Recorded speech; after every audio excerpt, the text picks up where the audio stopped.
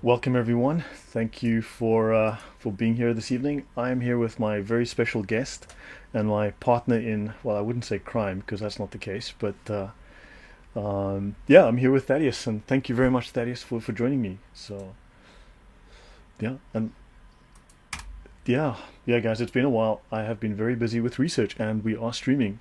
So guys, thank you all, and please let me know in the chat if my audio is coming through correctly. Yeah, so just drop me a 1 in the comments if we have proper audio because YouTube prevented me from streaming previously. And we have, okay, we are good to go. Excellent stuff. Excellent. Thank you guys. I was really worried. So guys, I have been absent for a little while and I have been doing some heavy research. I've been spending a lot of time and I'm going to be introducing a completely different angle on atheism. This was precipitated by a discussion that I had on a different channel where someone had a guest who was making assertions that were utterly baseless.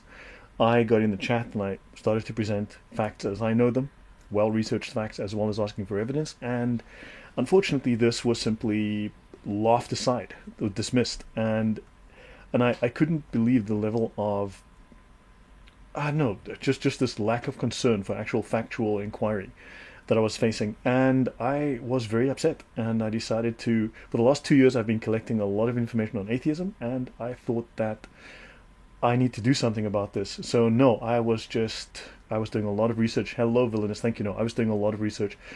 Guys, this takes weeks. You have no idea how much time goes into research. You have no idea the hours and hours. Jean Shah, Calixtus, Geerke. Welkom alle. Goed om jullie hier te zien. Ken Johnston, Judith Abraham, Daduza. Welcome, guys. Reason, anything from you? You've seen the slides. What do you think?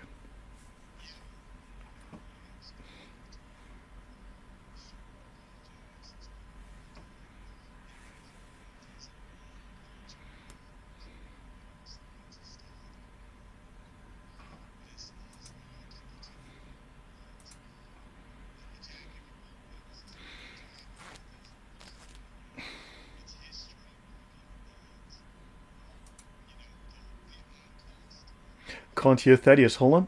Thaddeus, you have no audio. Hold on. Why is that? This should not be the case. Now, it shows me that audio is going through perfect. I am... Okay, hold on, Thaddeus. I'm going to change your audio. So, hold on, guys. So, you cannot hear Thaddeus. Okay? I'm going to change it over to standard output. Okay, Thaddeus, speak, please. Hello, can you hear me now, audience? Guys, drop a 1 if you can hear Thaddeus. I do apologize for that, but you are super, super faint. That should not be the case.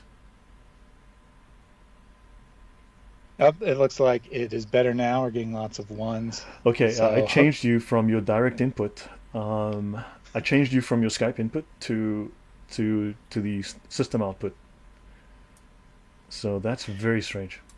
Because yeah, you'd think it would be the same, but I have no idea why. No, because it was set up correctly, guys. I promise I set this up correctly. It shows everything is 100%.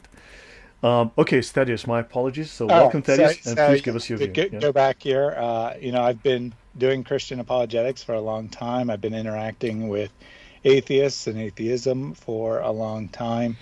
And yet, the vast majority of what you're going to see on the presentation today is not anything that I had seen before. It's kind of the untold history of atheism. We're told that, you know, the world would be a utopia if we could just get rid of religion, then everyone would get along because the only thing people ever fight about, apparently, is religion. But when we look at the history of atheism, we see history of violence, history of violent attempts to suppress religion. And that is true. So, guys, we're going to have a look at a different take on atheism. We're going to go into its history. We're going to go very deep into the history. We will be going back, in this case, to the 18th century. And we're going to look now. There is a lot of history out there. There's a lot of books out there. There's a lot of bad information out there, right? I have a huge archive. I'll be releasing an archive. It's probably up to 100 books by now. I'm still busy going through them and indexing. I use professional indexing software to go through my archive, which is now about 1,500 books. Not everything is yet in my public archive. Thaddeus does know some of the materials that I work with, and these are some of the best sources available. These are solid factual sources. And okay, let's just jump over, guys. Let's begin. So this is about murder in the name of reason, right? This is when, and also we're going to be discussing atheism in general. We're going to be doing a little bit of an overview, and then we're going to talk about the time when atheists persecuted Christians, and then we will look at how atheists have persecuted everybody else. And yes, of course, atheists have lots of defenses against this stuff. You know, they weren't real Muslims, you know, we know that, you know, but we're going to examine that, and we're going to really have a look at how credible are these claims. So yeah, evidence is irrelevant, it's utopia and that. So guys, so we're going to talk about murder in the name of reason, when atheists persecuted Christians, and we're going to speak about atheists, socialists, and the cult of reason, because you need to understand, and we will discover through the course of the series that I'm doing. I've already finished 2 sets of presentations. I've got over 100 pages already, and I've got others in the works. Atheism is legally a religion. Socialism is and was founded as a religion. It is a religion. Understand that. And yeah, and well, let's go, and we will get there. So guys, I'm going to give you this little story. Let's start with a story. So this story is called The Congress Women, right? The story is called The Congress Women. That's the name of it. It's a play, but it's a play discussing events of the day. It's a play discussing the attitudes and the claims.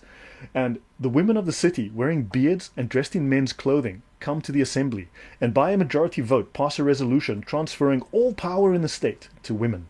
They use this power to introduce a series of measures which are expounded in a dialogue between the leader of the women and her husband. Here are several quotations. Compulsory universal property is what I propose. Across the board economic equality.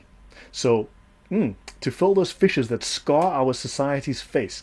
No more division between rich and poor. We will wear the same clothes. We will share the same food. Now, we will find that this idea does literally crop up in, oh God, we're going to get there. My initial move will be to communalize land. So this is, in other words, appropriation of land. No private property. And money. Oh God, we're going to take your money and all other property. But take the landless man who's invisibly wealthy because he hides his silver and gold in his pockets. What about him? Oh, he will deposit all of his money in the fund. I will knock out the walls and remodel the city into one big happy household where all can come and go as they choose. I am pooling the women. I am creating a public hoard for the use of every man who wishes to take them to bed and make babies. A system like this requires a pretty wise father to know his own children.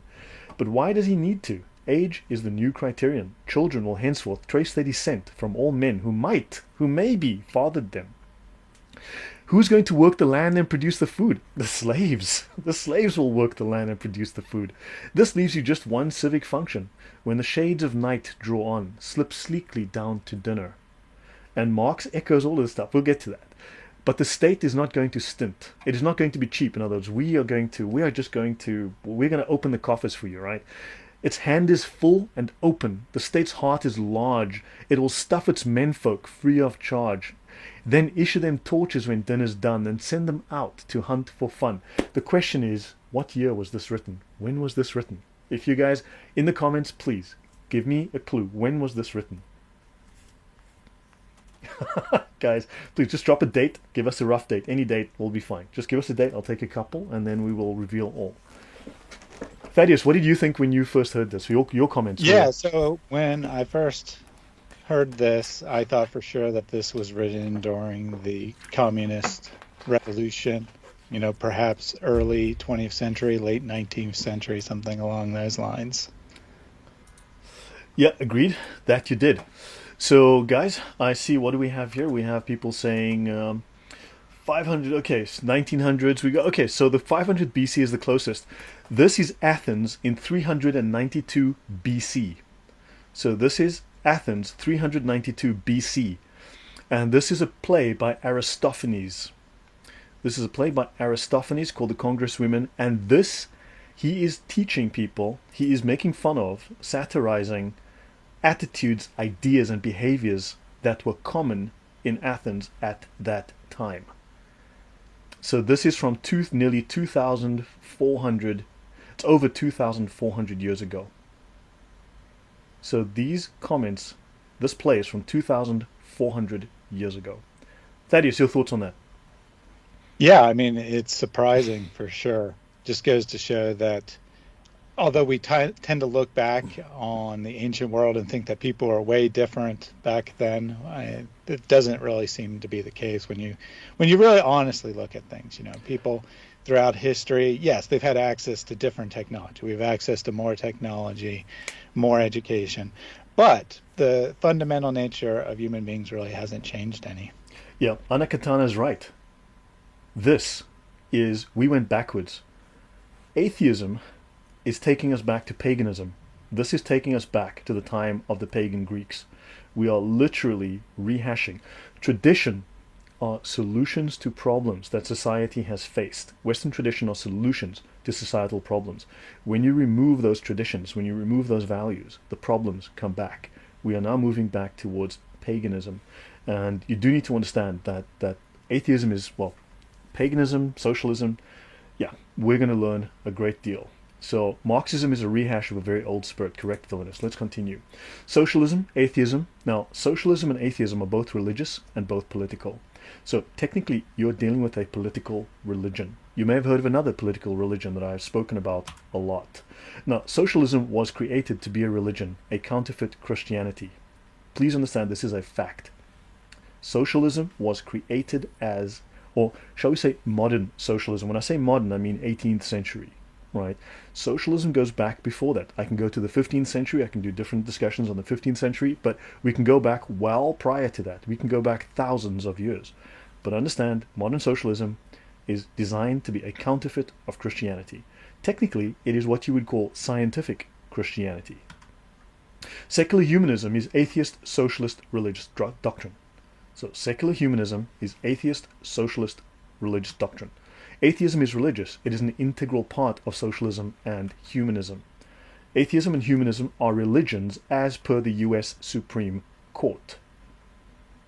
So, yes, Dashing Rogue, so Marxist socialism is modern. Technically, yes, that would be modern socialism.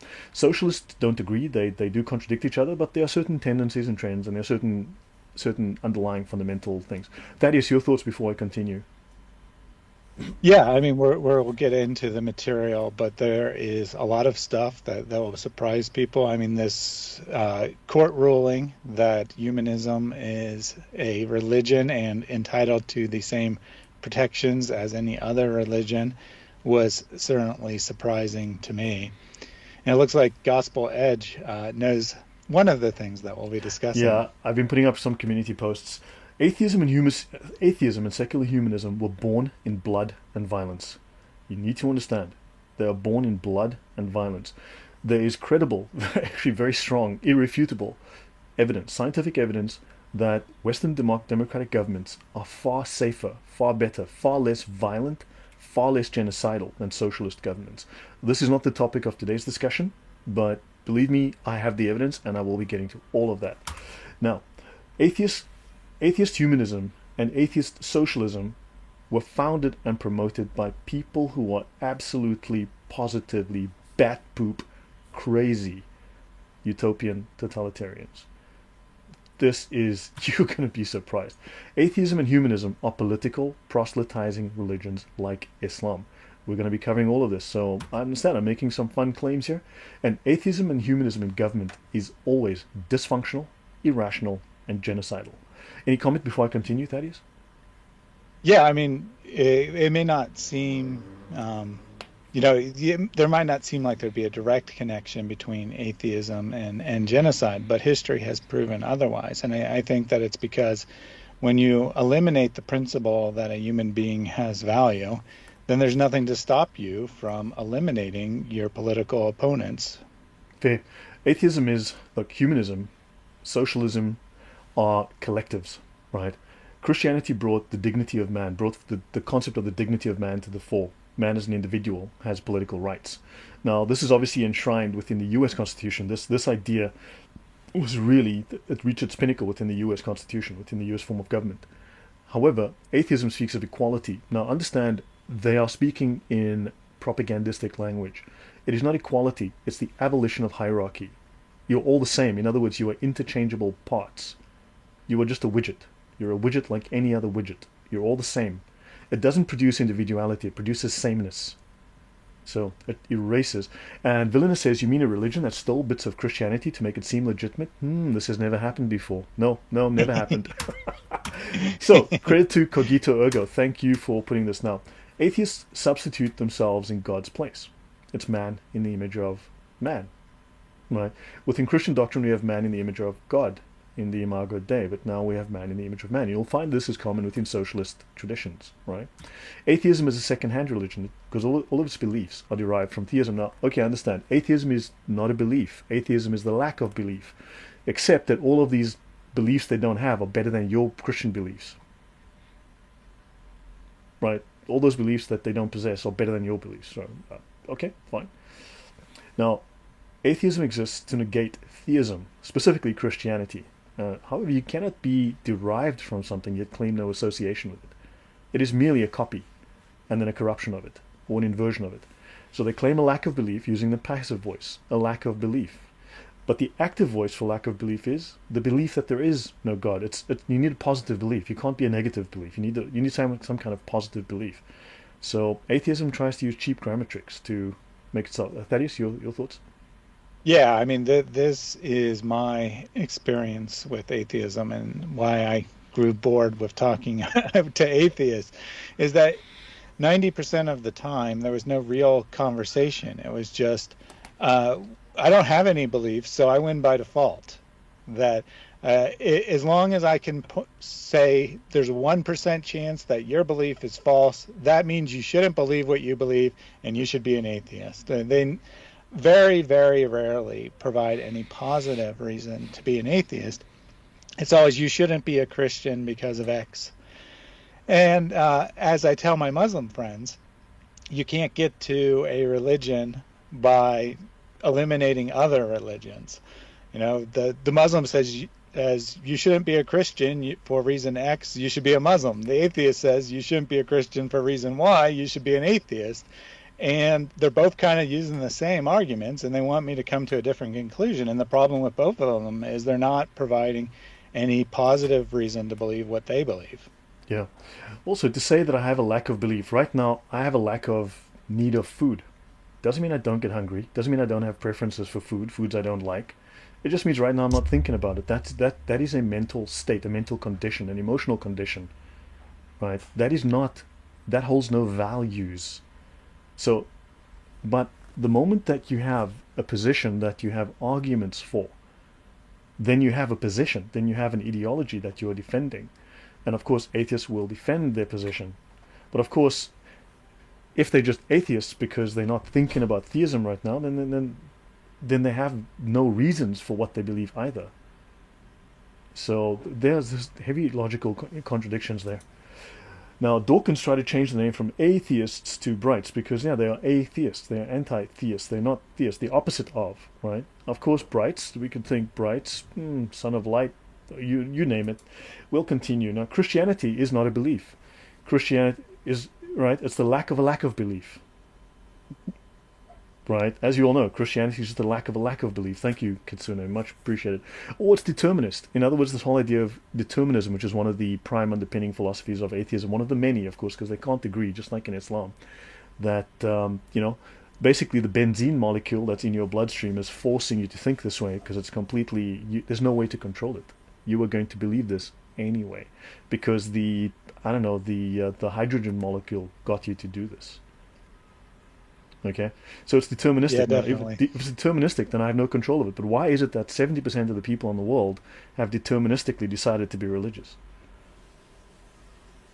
Well, it's because the people before them were religious, and then the people before them, and don't bother going back and thinking about what the original source of this was. Just say that it came from someone else, and you're good. Right. Now, atheists love to quote Carl Sagan, and Carl Sagan obviously has this thing, the only thing that exists is the universe and matter.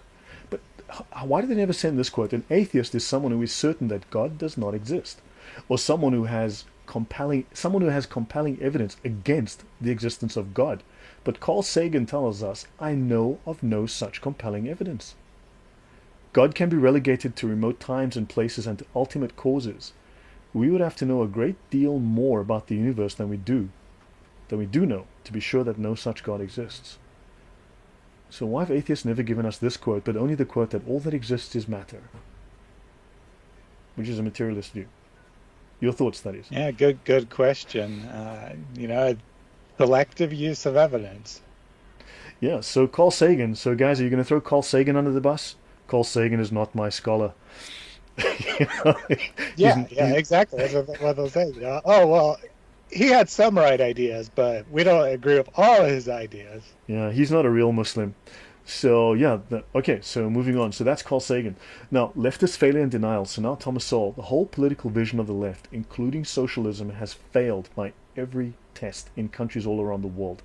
But this has only led leftist intellectuals to evade and denigrate empirical evidence. And this is what I discovered the hard way myself. When the world fails to conform to their vision, then it seems obvious to the ideologues that it is the world that is wrong, not that their vision is uninformed or unrealistic. Carl Sagan is naive. That's better. That's what we gotta say now.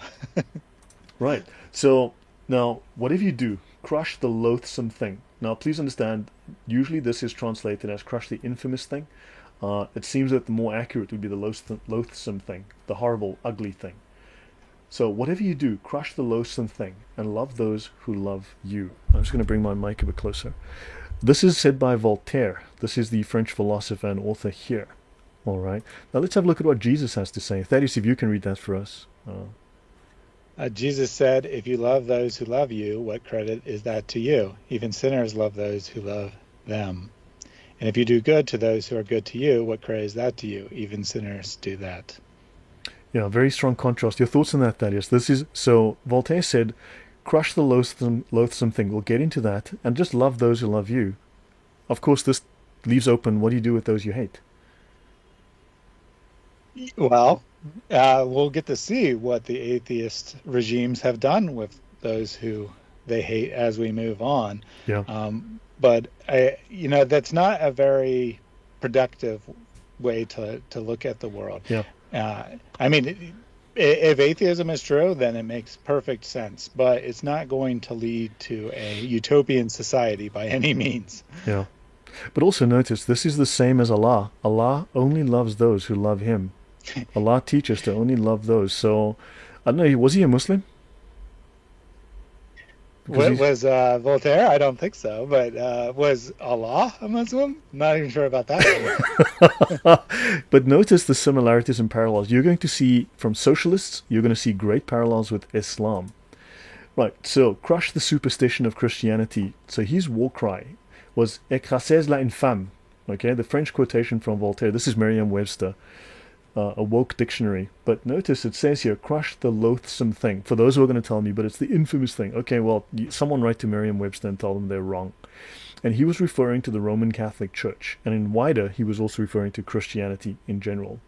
Now, Voltaire's comments sound like the basic socialist idea we have the oppressor pay. Correct. But that's Marxism. It's just, the bourgeoisie and the proletariat. So was it Marx Engels that equated human life to that of cattle? I can't remember offhand. So guys, so that's Voltaire. Now let's have a look at Voltaire. Crush the loathsome thing. The battle cry of Voltaire was a fiery expression of his love of men, of liberty, of enlightenment, and of progress. Okay, so that was an expression of his love of men. And the thing in question is superstition, meaning Christianity. So Voltaire was against religion, specifically the Catholic Church. Now, if you read his writings, Voltaire was very, very anti-Jewish too. Right. And I did remove a reference, but there's another guy, very well known in the Protestant movement, that was also very much like Voltaire, that also didn't like him some Jews. Okay, so let's just say that these ideas floated around a little bit. The language above, though, is whitewashing and propaganda. And we're going to see as we go through this how vicious, how violent, and how bloody the implementation of Voltaire's love of man, liberty, and enlightenment progress was. Now, Voltaire, oddly enough, and these guys contradict themselves left and right. They make no sense. You'll find that the atheist ideas, and these are all atheists, right? Okay, he's a deist. Now, whatever. You'll find that the ideas are all incoherent babble. Now, he was a deist, apparently. Now, a deist is not the same as a theist. Technically, you got a guy who believes there was a creator, but he went off, had lunch, and fell asleep and hasn't come back. So he's missing in action, right? He's on leave, and we don't know when he's coming back. So he's missing, right? He's gone AWOL. That's the idea of the deist. Now, he saw godlessness, though, as a weakening the sacred bonds of society, writing. So he said that if a society becomes godless, the sacred bonds of society will shatter, society will become unstable. But he did say if God did not exist, it would be necessary to invent him. And we have to ask ourselves, what kind of God is he referring to? Because I don't think he's referring to Yahweh. What kind of God? In other words, do we need to create a fake God that serves our purpose? Your thoughts, that is.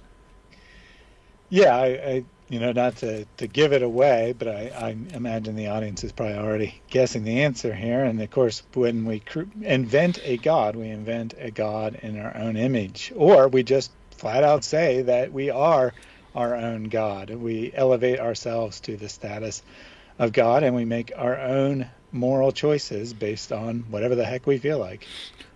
Fair enough. And Truth Hurt says deism is self-refuting, because if God never revealed himself, then how do you as a deist know he's there? And that's a fair point. Okay, so this is what Voltaire... Now, one thing I've noticed is that the common quotes that people get are usually like 4 words. Like the guy said, the sky hurts my feelings.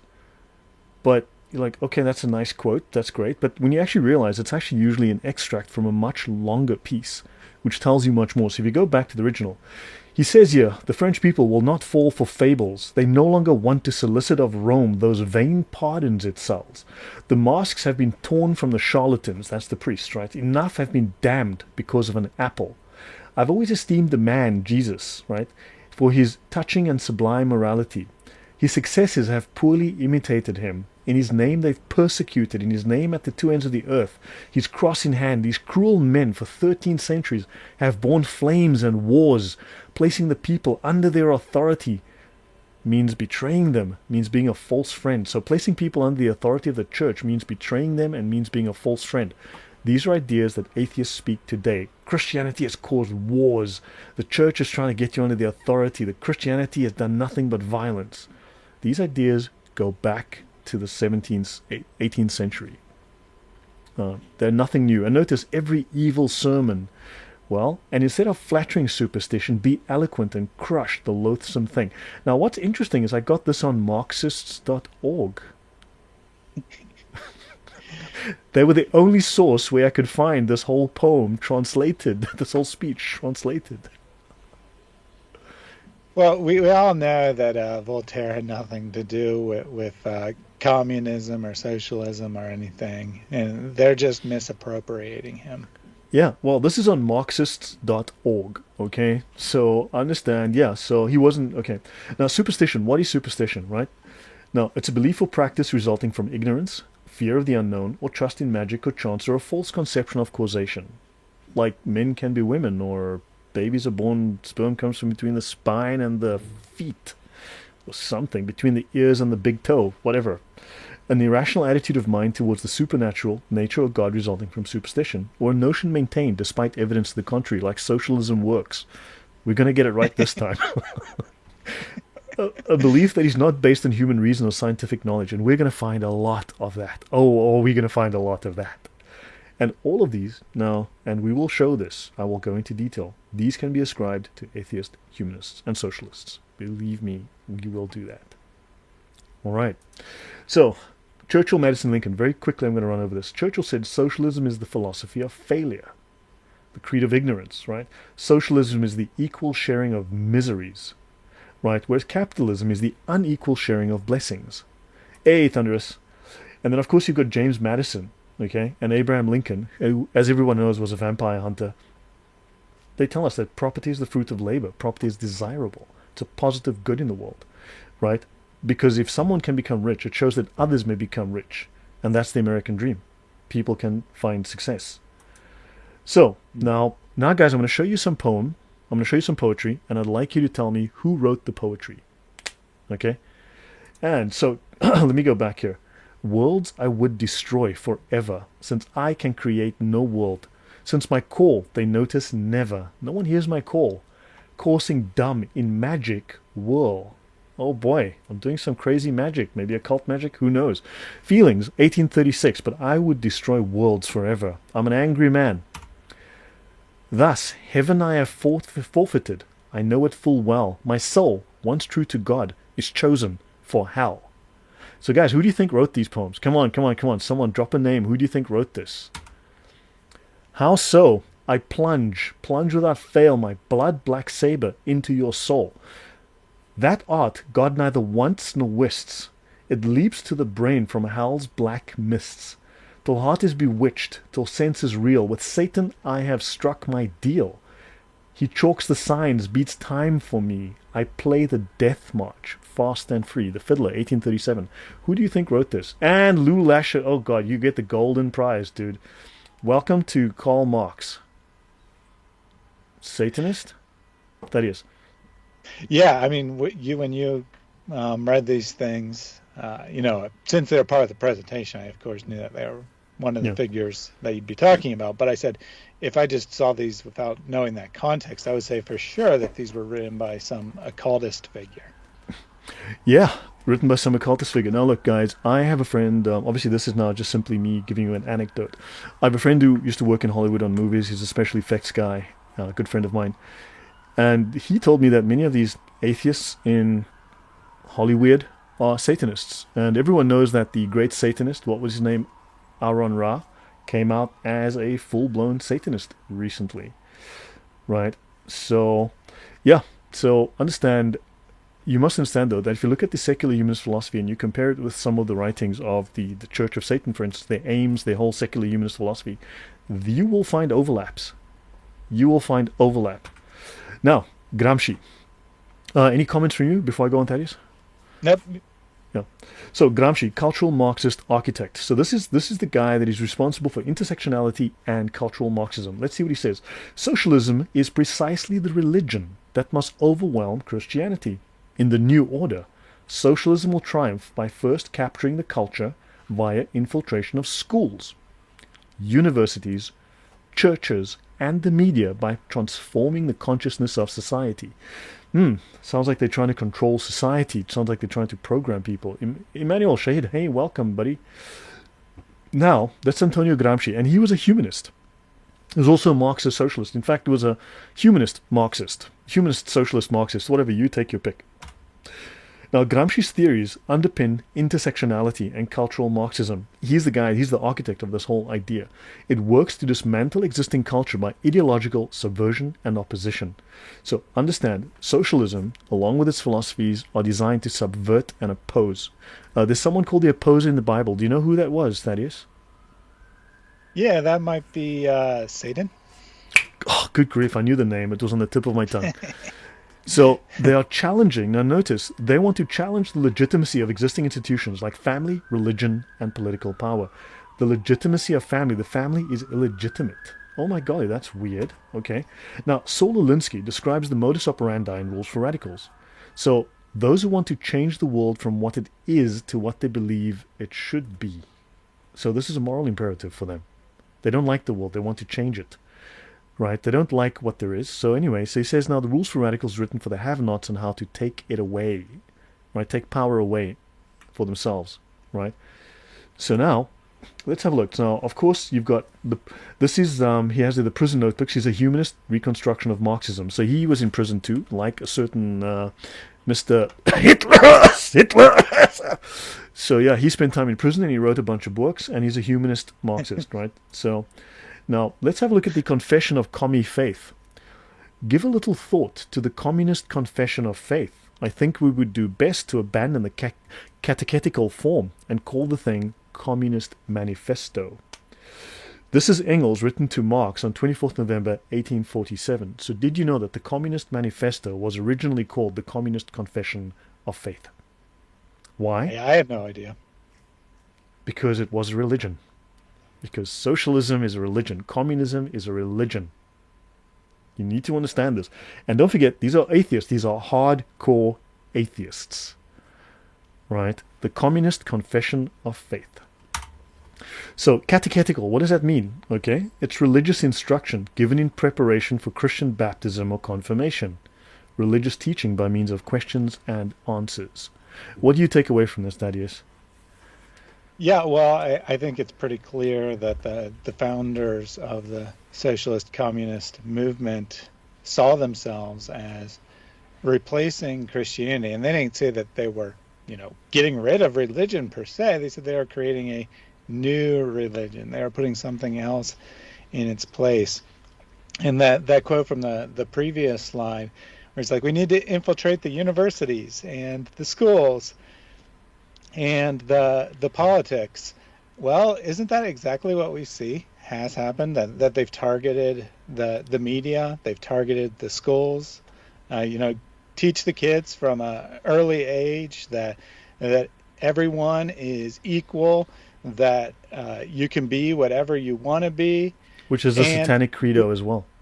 Right, and we protect the school from any influence by the church. You get rid of any sort of moral values by getting rid of the church. If someone wants to have moral values in school, they'll say, you can't teach your religion in our school. Well, but socialist, atheist, humanist is a religion.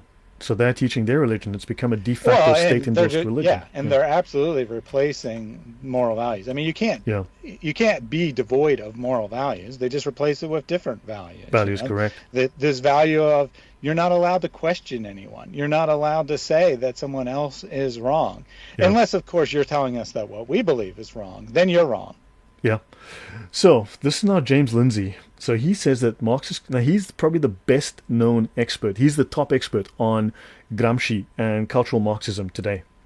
And he writes, Marxist communism is not an extension or logical conclusion of liberalism. It is a Gnostic mystery religion, made of an inversion of Christianity, retooled into a form of magical alchemy, passing itself off as the science. Now, this is 100% correct. Right? This is very much Gnostic. It is very much a ripoff of Christianity, and alchemy happens to be another Islamic term. It's another Islamic occult practice, right? Passing itself off as the science. I know of religion that has a lot of sciences, the religious sciences. Oh my gosh, it's Islam.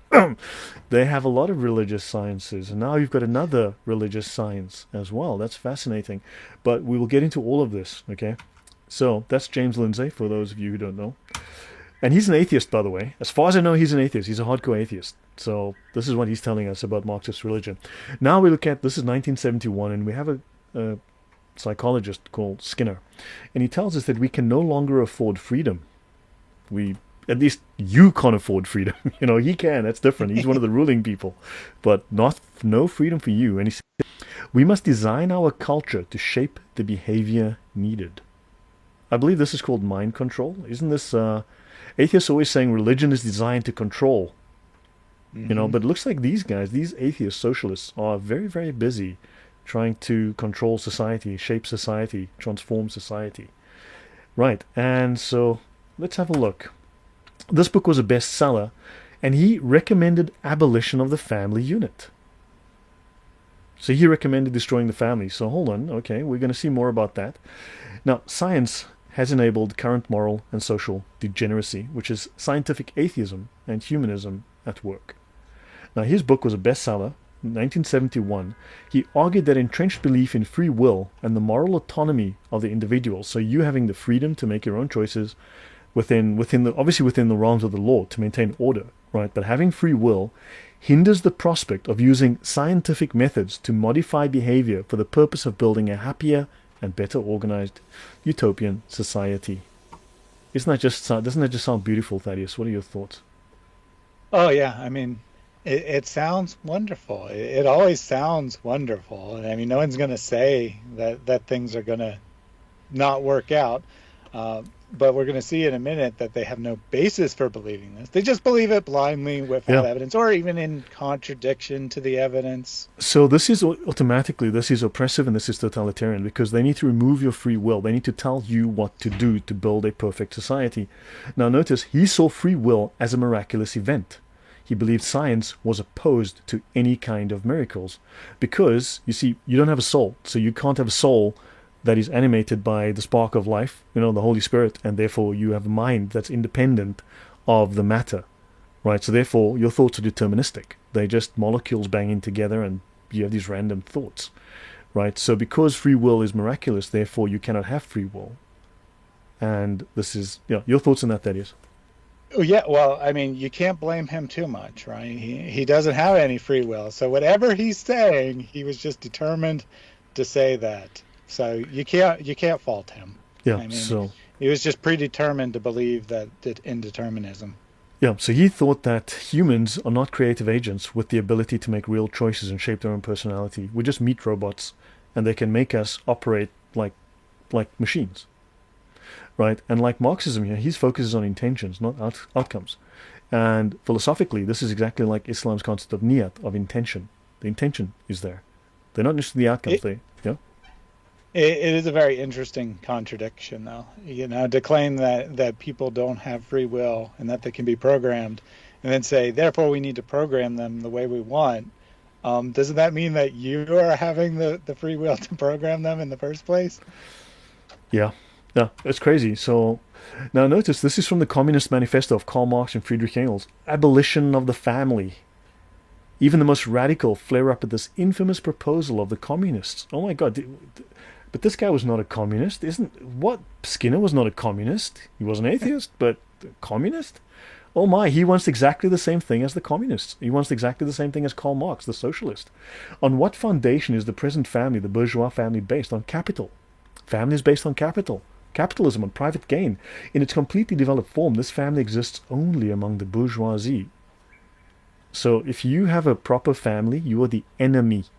If you have a proper nuclear family unit, father, mother, child, you are the enemy. You're the bourgeoisie. The whole point of the communism, of the revolution, was to overthrow the bourgeoisie, was to wrest power from them, to destroy them. They must destroy you. Do you understand? Their whole aim is to destroy Western values and families.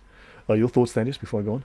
Yeah, I mean, this is a hauntingly familiar attack from just looking at contemporary culture. We're constantly told that if you believe in a traditional family, you are being prejudiced, you are being bigoted, that families come in all shapes and forms, and they're all equally valid. You have a family with 3 moms, that's fine. You have a family with 1 dad and 26 kids, that's perfectly normal. With 15 different moms, grandpa and children, okay. Whatever. They're all equally valid. There's no better form of family. And, you can be totally biologically unrelated, and that's still a family. If you live together, you're a family. Correct. So understand, this is Marxist. Let's have a look here. Marxist says, this bourgeois claptrap about the family and education, about the hallowed correlation of parent and child, becomes all the more disgusting the more by the action of modern industry. All family ties among the proletarians are torn apart, their children transformed into articles of commerce and instruments of labor. The bourgeois sees in his wife a mere instrument of production. Marx clearly didn't have a high regard for family values, right? And Mr. Skinner here wants to abolish the family, maybe because he's on board with the whole socialist ethos, right? So, yeah. Yeah, No. I was just wondering if he was describing the elitist regime of France, or if he was describing Muslim men there. Yeah. Now, no proof, he says, but I'm right anyway. So Skinner opened his best-selling book by evoking fear that humans are on the verge of annihilating themselves through bad behavior, bad person, rapid population growth, nuclear weapons, and rampant pollution. But he admitted that his ideas were not scientifically proven. He admitted he couldn't prove them. He could not prove his ideas, but he's right anyway, and we need to enforce them because it is in the nature of scientific inquiry that the evidence should shift in favor of the second. So because I think I will be proven right in the future, you know what? We're going to do my thing now. Can't prove it, but shut up. We're going to do it anyway. So, yeah, atheist. You got to be rational and go where the evidence leads. Unless it doesn't lead to where you want, then you got to assume that the evidence will later be in your favor. Yes, that's completely rational. He's got no proof, but atheism is built on evidence, right? Clearly he was a bad atheist. He wasn't a real Muslim, right? Because he didn't accept, because atheism, now notice, secular ideologies, you must understand, secular ideologies kill. This is now the claim: religion causes war. And we're going to look at the source of that as well. We're going to get into all of that. But of course, we saw Voltaire, right? These are 1,763 wars by cause from 8,000 BC to 2000 AD. This is 10,000 years of warfare. Now, you'll notice here that all religious wars by all other religions except for Islam count for 3.8%. So all religions except Islam are 3.8% of all known wars. Now, for instance, within this book, this encyclopedia, which is some of the very best scholarship available, okay, historians and scholarship on the topic. This is 3 volumes, I believe. I have a set. You guys can get it from my archive. Links in the description, my full archive. I think there's one instance of the Peloponnesian Wars, which I think happened over 250 years. So there were hundreds of battles, hundreds of wars. Now, they decided to make that just one war. Now, if they'd made it into dozens and dozens and dozens, these statistics would shift even better in the favor of religion. Okay. Now, Islam is responsible for 3.2% of all wars on its own. All other religions are 3.8%. Islam classifies itself as a political system. Don't forget, it's a deen. Deen is a political system. Like Nazism, like communism, like fascism, it is a political system. So it's a political religion. And then government secular wars, 93% of all wars are. It's Rick Soldier of God. That slide is on my community tab. You can download it. The image is on my community tab. So just go and grab it off the community tab with a browser. So 93% of all wars are government secular. Now, of course, one atheist came up and said, it's not possible to tell the difference between government and secular activities. It's just not possible. It just can't be done. So, Thaddeus, your thoughts? Yeah, I mean, we get this charge constantly. I mean, you hear lots of atheists. I'm not going to say every single atheist, but a lot of atheists firmly believe that religion is the main cause of war in the world, which just on the surface seems ridiculous, because war is usually about territory. It's usually about who gets to be the leader of the country, one of those two things. And neither of those things have anything to do with religion. So it should just be common sense that religion is rarely the cause of war. But that's not what the atheists tell us. They tell us that if there was no religion in the world, there wouldn't be no wars. Well, yeah, we need to look into that. But the evidence is in, guys. I mean, quite bluntly, the evidence is there, and the evidence is overwhelmingly in favor of religion preventing war. For the most part, religion actually inhibits man's worst desires, with the exception of Islam. I must say that. Now, notice Nazism, Marxism, fascism are all secular ideologies, and all are versions of socialism. I know they're going to try and tell you fascism is on the right, Nazism, crap. Okay? Nonsense. Okay? These are all variations of socialism. The name is National Socialism. Now remember, people use Marxism, communism, socialism interchangeably. In fact, they use socialism and communism interchangeably. Communism is the end state of socialism. Socialism is the method to get to the Garden of Eden of communism. Right? National Socialism is simply a variation of socialism. Right? Fascism is another variation of socialism. Why don't we just instead of calling it National Socialism, let's just call it National Communism? Because people use the word communism for socialism all the time. Hitler was a national communist. Problem solved. Any comment, Thaddeus? You have a big smile on your face? No, I just you're a national communist. And I mean, of course people say that because the Nazis were the arch enemies of the communists. There were two socialist there were two socialist countries fighting each other, two socialist governments vying for power. Right. Well, I was just going to say that, but oftentimes people who are the most bitter enemies are on the same basic side, and they're competing for the same resources, and that's why they're bitter enemies. So just because they're enemies of each other doesn't mean they're opposite. Yeah. Now, do understand, and there's a comment here, but atheists are communism's useful idiots. Whether or not you're a communist, you are still furthering and abetting the aims of communism. You're going to find that your aims as a socialist, your aims as an atheist, aid and abet what the socialists are attempting to do anyway. And also, atheism is incoherent Gnostic cultism. It's babble. Okay. Now, science and claims to reason do not automatically result in an atheist utopia free of violence and bigotry, or lead man to reason. If you look at our good old socialist Voltaire, he didn't like him many Jews. I can tell you that. Okay. And we can go through a whole bunch of them. Okay. Hitler. Yeah. Well. Okay. He wasn't an atheist, so that's fine. Now, let's have a look at this quote here. Religion The Latin meaning of religare, which is the root word of religion, means to bind, to hold back by tying, to thwart from forward progress, to sabotage, in other words. This definition is, let's just say it's a little inaccurate. Okay, let's just say it's slightly different from what you'll find if you go and actually, it's edited. Let's put it that way. Religion is the main reason for all of the harm and negativity in the world. Oh my golly.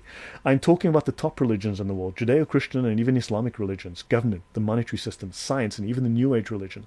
They are all meant to manipulate and control people and society. So, progress. Okay, so now we know progress. Their version of progress, right? Christianity is responsible for the scientific revolution. You need to understand that the scientific revolution is built on Christian beliefs. Built on Christians, right? Reason is owned by Christianity because God is the Logos. Jesus is the Logos. Yes, it means the word, to say the word. However, it also is the principle of reason. The Logos is the principle of reason. We moved away from paganism.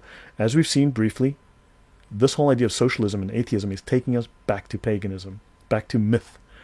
Because when you remove the Logos, you don't get reason, you get myth-making. So control people, control society. We're going to be finding out that the socialists, as you know, had highly controlled societies. And so we're going to have a look into that insane atheist socialist social control for you as we go. Thaddeus, your turn. Yeah, well, the author of this is clearly engaging in some propaganda. They've redefined the term. Well, first of all, even if the root word did mean that, which it doesn't, well, I think we'll get into that here in a second. But even if it did, that doesn't mean that's what the term means now. This is a fallacy. And then he's just lumps everything together. Like I'm against everything. I'm against Jewish people and Christian people and Islamic people and the government and the monetary system and science and even New Age religion. So, he's going on a bit of a uncontrolled rant here. But I guess when you don't have any basis, there's nothing to control, nothing to check your thought. You can just blame everything for all your problems. Yeah, we're going to have to look into all of these claims. We'll just see how many people have we got watching. Well, nice. Okay, let's continue.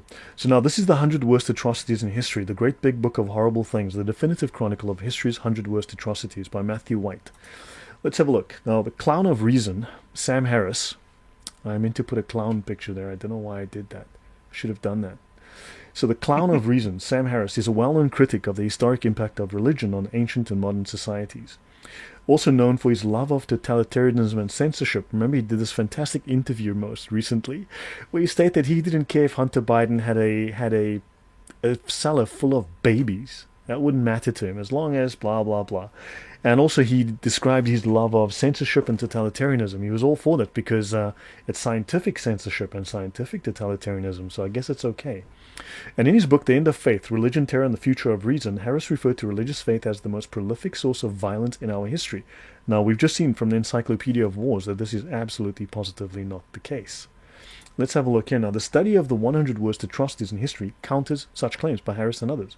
Of the 100 events in his detailed study, only 11% are in the category of religious conflict. Right? So 2 fall under the category of human sacrifice. Now, yeah, okay, fine, let's be generous, give them another 2. And that's 13 atrocities, which are 13% of the total. So let's have a look. Oh, look, here comes the far right. This is those Incas and their human sacrifice, because I believe that we're supposed to revere the whole Southern American tribes these days. One problem I do have is the Pope is starting to get a little pagan. That's a bit of a strange concern there, man. Like, what the...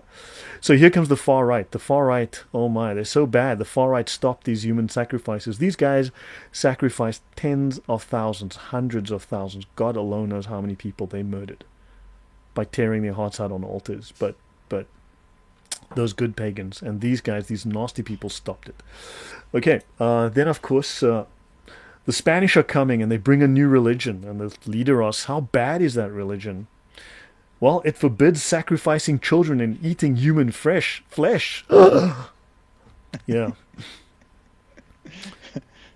Yeah, so this is, apparently this is better than Christianity. And of course, this is the fault of Christianity too. So, now, these are the religious conflicts that he mentions. The Taiping Rebellion, apparently 20 million deaths. We've got to figure out how many years. I have not looked into these numbers. the 30 Years' War, man, I would look twice at this because I've seen numbers that are much less than this, that are half of this. Clay the JW.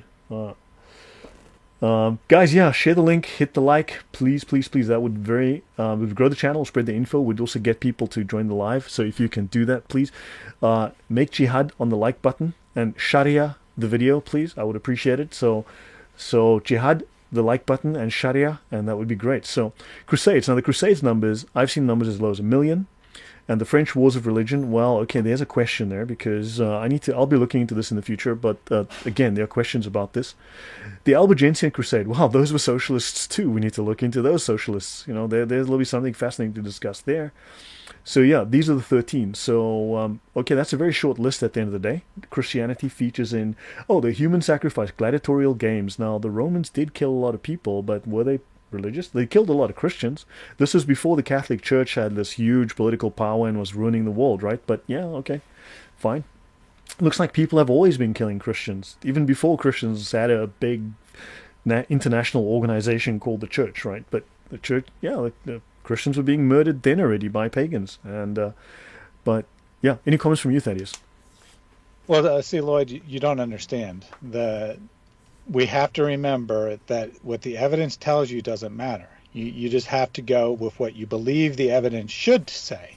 And then you just promote that no matter what, just like Sam Harris here, that says that religious faith is the most prolific source of violence in history. 13% of all violence is clearly the most prolific source. You don't need to look at what that our 87% is. We know that it must also somehow be related to religious, even if it wasn't. That 87% was a guy that accidentally fell down an escalator and crushed an old grandmother as he fell on top of her. That was the other 87%. So the whole list now, or you just redefine things. You know, I don't know for sure, but I'm guessing World War II is number one on this list, and you just redefine that and say that was a religious conflict. You know, like, I was watching this one show, and this guy was saying, no, Stalin was a Confucianist. He was not an atheist. Like, okay, buddy. So someone says the whole list is political. Yeah, because the Albigensians took land, for instance. World War II did not start because Germany chose to invade Poland. It started because Christians wanted to get rid of the Jewish people. Okay, yeah. Well, we spoke of Skinner earlier. He was talking about we need to change society because of course we're going to destroy the world with all of these overpopulation and all of the nuclear bombs. Now, as we know, the Catholic Church created the nuclear bomb in a lab under the Vatican. Then the Catholic Church invented the submarine, the nuclear submarine, where they put all of these ICBMs that they also built in the lab under the Vatican, and they put those in the ocean to go and shoot nuclear bombs. And then plastic pollution, that's killing all the birds. Oh, that was invented by the Catholic Church. They make it in a lab under the Vatican, and then just distribute it on yellow trucks all around the world. And let's see, smoke that is killing people, and toxic medicines and toxic chemicals in the food, that's also made by the Catholic Church in a lab, right? No. That's all science. That's all science. So when are we going to ban science? Because science happens to be killing the world. Science made the nuclear bomb. Science made weapons of war. Science made dynamite. Science is choking the population with bad toxic chemicals. Science made this. Science made that. Science probably made the virus of unknown origin, right? Of unspecified, origin, and so on and so on and so on.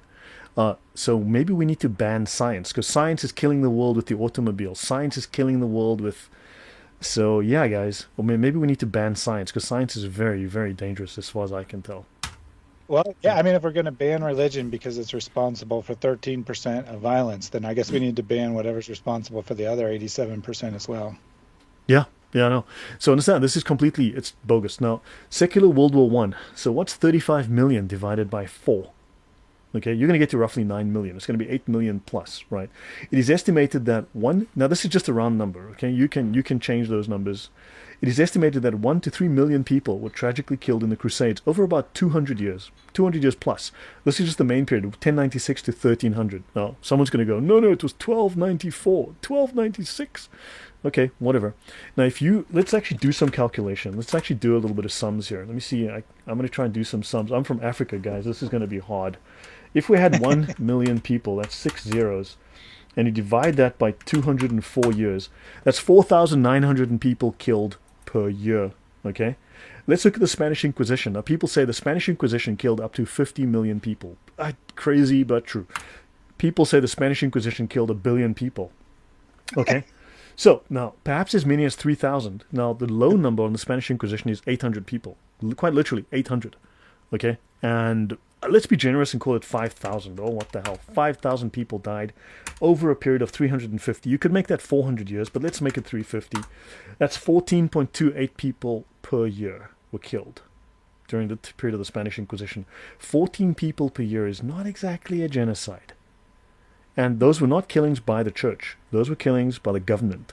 Okay? They had political reasons for those. But that's a story for another day. Now, let's look at World War I alone. 35 million people. Divided by 4 years. 8.75 million people killed per year. Let's divide that by 365. 24,000 people per day killed during World War I.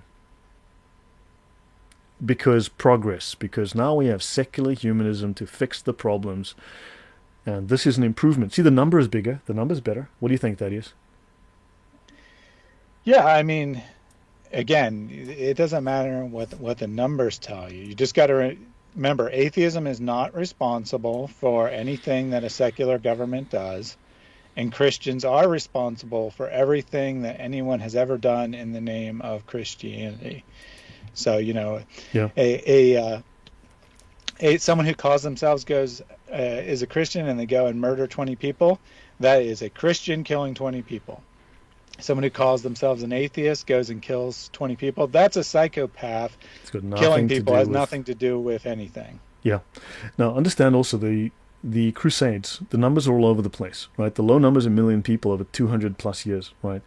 Now, don't forget that 75% of Christian lands were invaded and conquered. There were rapes, there were tortures, there were slaughters, it was a very bad time. 75% of Christian land was invaded by the Muslims and taken. 25% of that land is now all that is left, and you call that Europe. Europe was next on the list. These Muslims were going to take everything, and they managed to keep those Muslim invaders out. Remember, the Muslims were in France in the 600s already. In the late 600s, the Muslims were already in France. They'd invaded Spain. They'd gone through Spain. They were in France in the 690s. Now, are you going to tell me the French had invaded the Middle East in the 600s? And this was revenge? No. They were only kicked out in 732, 20 kilometers from Paris. Okay? They got to within 20 clicks of Paris in 732. This is long before the colonizing went on. Okay? Islam is a conquering religion. It's a conquest. It's a revolutionary religion. Hey, Nicholas, welcome. Good to see you, man. Thank you. Okay, now, this is World War II casualties. Poland, just during the war itself, lost 17.2% of its population. Okay? To the Russians and the Germans, of course. And after the war, they lost even more. They lost about 20% of their population. I live in Poland, by the way. The Soviet Union lost 25 million people, 14.2%. Now, this was not caused by the Catholic Church. I know someone's going to come and try and tell me it was, but anyway, this was a secular war. This is World War II. This is a lot of deaths, and this had nothing to do with the church of the Lamb that's on the corner of your street. Okay, thoughts, Thaddeus, before I go on? Well, you're forgetting, though, that Italy was involved in the war, which we all know is synonymous with the Catholic Church. So anything Italy's involved in, that's a religious war. I guess so. Yeah, Putin the Christian attacked Ukraine. Well, yeah, all those Muslims, never anything. Now, 20th century dictators. Now, notice how these lists differ here. The numbers differ, okay? Because someone's always trying to whitewash and downplay the numbers, okay? 20 million in the Soviet Union. Look at this list, 43 million. 65 million in China, okay? 37 million. Do you notice these numbers are all over the place? Because no one really knows, because these governments didn't keep. Now, notice the vast majority of these are atheist governments. Atheism in government kills. When atheists get government, they slaughter people, okay? Now, Joseph Stalin, okay? These numbers could be much, much higher. Mao Zedong, okay? The worst governments that have caused the worst atrocities and killed the most people are all socialist atheist governments. Understand, the worst atrocities in history by governments are by socialist atheist governments. Okay, we can argue. Obviously, Adolf Hitler was not an atheist, and Hideki Tojo, we could maybe say, was a Shintoist. He might have been an atheist. Hell, I don't know. But the rest, as you can see, it's overwhelmingly atheist. Comments, Thaddeus? Yeah, and whenever this is raised against atheism, or not really even against atheism, but just in response to the atheists saying that religion is responsible for violence, they say those were governments, not atheists. That wasn't done in the name of atheism, or something along those lines. Which, of course, the so-called religious wars were done by governments too. So I don't know why it counts when it's against when it's a quote unquote Christian government doing it, and it doesn't count when it's an atheist government doing it. Actually, no, so the dude asks, actually, Villainous asks, no, thank you, Thaddeus. No, well, socialist, socialist, socialist, socialist, socialist, socialist. I have no idea if this guy was a socialist or not. I have no idea. But, I mean, he was certainly their buddy. He was their ally. But socialist, socialist, socialist, they were all socialists except maybe this guy, Hideki Tojo. So they're all socialists. Let's continue. Okay, 170 million murdered. This is death by government. I just managed to get a copy of this book today, a couple of hours ago, in fact, so I haven't had time to go through it. But let's have a look. Okay, so he speaks here of the Soviet slave labor system created by Lenin and built up under Stalin in 70 years. Likely chewed up almost 40 million lives. Now that's a lowball number. Well over twice as many has probably died in some 400 years of the African slave trade, from capture to sale in an Arab, Oriental, or New World market. In total, during the first 88 years of the 20th century, almost 170 million men, women, and children have been shot, beaten, tortured, knifed, burned, starved, frozen, crushed, or worked to death, buried alive, drowned, hanged, bombed, or killed in any of the myriad ways governments have inflicted death on unarmed, helpless civilians and foreigners. The dead could conceivably be nearly 360 million people in the 20th century during the socialist atheist experiment. Your thoughts, Thaddeus?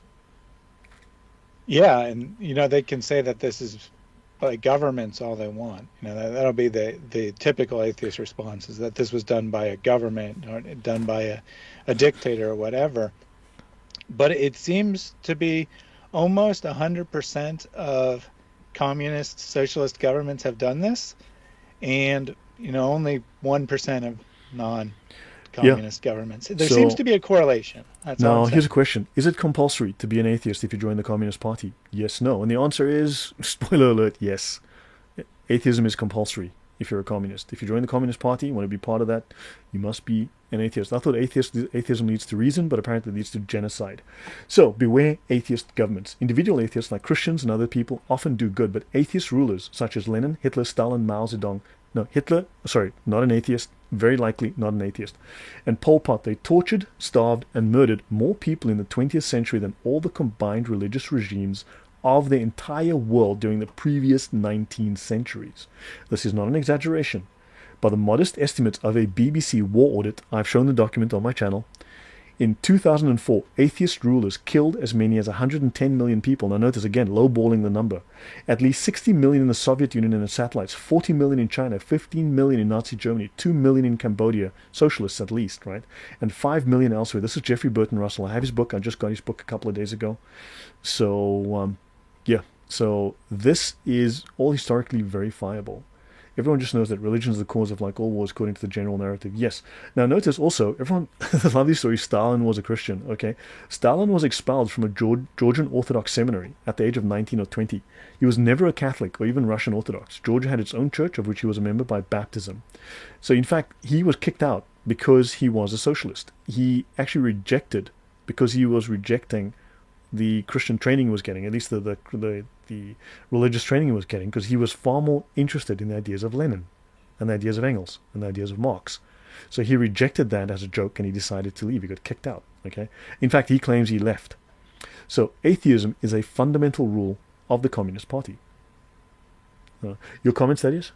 Well, if anyone wants to say that Stalin was a Christian because he was born into a Christian family, or, at least nominally Christian family, then I would just say, well, by your definition, to the atheist making this claim, I bet you that you're a Christian too, because the vast majority of atheists were not born into atheist families. They were born into Christian families. So by their own definition, since whatever you're born as counts forever, then I guess they are still a Christian. Fair enough. I mean, look, they're going to have to go to any length they can to claim, obviously, that they lack responsibility. Now, of course, Richard Dawkins Foundation, the atheist atrocities fallacy, Hitler, Stalin, and Pol Pot. Now, watch the little clever word game this guy plays. Okay, so he's going to talk about Hitler, Stalin, and Pol Pot. And he says here, Hitler was a Christian. Oh, thank you very much. Okay, fine. I will do a separate show on that entire story. But notice, okay, I would like to attend to each of these three homicidal stooges, not atheists, not socialists, Stalin, Pol Pot, and Hitler. Now, again, I don't think Hitler was an atheist. Hitler was a socialist for sure, who are constantly trotted out to defend a religious worldview. I will lend Hitler the most time. Now, why doesn't he want to spend time on the two atheists? You know, and why doesn't he have Mao? Mao killed a lot more people than Pol Pot. As the claim he was an atheist represents the most egregious violation of the truth, because this is the only drum he can bang to try to say you're wrong. Hitler wasn't an atheist. And of course he goes, Hitler was a Christian. We will discuss that another day. But we can believe anything Hitler says, of course. Thaddeus, before we go on, so now I'm going to get to the part where atheists were slaughtering Christians in the name of atheism. So before we get on, he calls this a fallacy, that Christians say that atheism is bad because of atheist dictators. Well, actually, generally, Christians only bring this up when the atheist is like, Christianity is bad because of the Crusades, or religion is bad because it leads to all violence. Almost all violence in the entire history of the world is caused by religions of one form or another. And then you say, well, let's look at history and see what it actually says, and then point out all these horrible atheist regimes that did horrible things, and then they're like, well, those don't count, and I'm still right. So it's only a fallacy, and he's right, it is a fallacy. If someone says that atheism is false because Stalin was a nasty person, well, that's a fallacy, but that's not usually why it's brought up. And Dawkins himself likes to push this narrative that religion's bad because it leads to violence. Yeah. But violence done by atheists in the name of atheism, often in many cases, as we'll see, that doesn't count. That doesn't prove that atheism is bad. It only works if it's Christianity, and generally it's always. There's only three things they ever can point to anyway. It's the Crusades, or the Inquisition, or witch trials. Yeah, well, let's have a look here. You see, notice he says here, shouldn't atheists present a believer with the crimes committed by the Holy See of the Inquisitions, the Crusades, and other faith-wielding misanthropes? They will often hear the reply, well, what about Stalin, Pol Pot, and Hitler? They were atheists and they killed millions. Oh boy, it looks like we just have this little story going. So guys, we're going to see these regimes, by definition, were atheist. Right? Socialism is by definition atheist, and we're going to be having a lot of fun with this. So yeah. And he's right that's not a valid reply if you're saying that we're not responsible for our atrocities because you have atrocities. But he needs to take responsibility for his own atrocities if he's going to advance this argument that something is false because of things done in its name. Also, if we've got the dictum, if you've got the Ten Commandments, and you've got the commandment that says, thou shalt not murder, then we have a standard that we can hold that states that you have violated the standard, you have violated the rule. Where in atheism is the authority? Who holds the authority? That states, thou shalt not murder. Where is this absolute rule? Where's this authority? Where's this sublime eternal authority? They do not believe in any such thing. So where does atheism forbid murder? And maybe that's the real reason why, violence done by Christians counts, is because Christianity is against violence. Violence done by atheists doesn't count because there's nothing in atheism to say that's wrong. So those people aren't being hypocritical. Yeah. So therefore, it's all fine. Yeah, no, agreed. So let's look at the atheist de-Christianization of France, known popularly as the French Revolution. On September 2, 1792, at Carme prison in Paris, over 100 Catholic priests were jailed within an old monastery. Their crime? Refusing to forsake their church for the new secular republic. A vicious mob stormed the prison and slaughtered 115 priests. That bloodbath was just one of several, remembered today as the September massacres, when over 1,000 victims perished. Now, these people were killed because they refused to become secular. In other words, they were killed by atheists, because atheism was a requirement under this new government. France had to be de-Christianized, and those who refused to renounce their Christianity were ordered to be killed on sight. They killed thousands and thousands and thousands of people in the name of reason and in the name of atheism. So the atheist purge. These atrocities were part of an escalating campaign of violence known as de-Christianization, by which atheists sought to purge religion, meaning the Catholic Church and Christian religion, from France. Now, atheists like Pierre Chaumet and Jacques Hébert argued that these atrocities, this murder, this killing, was necessary so that reason would triumph over superstition and fanaticism.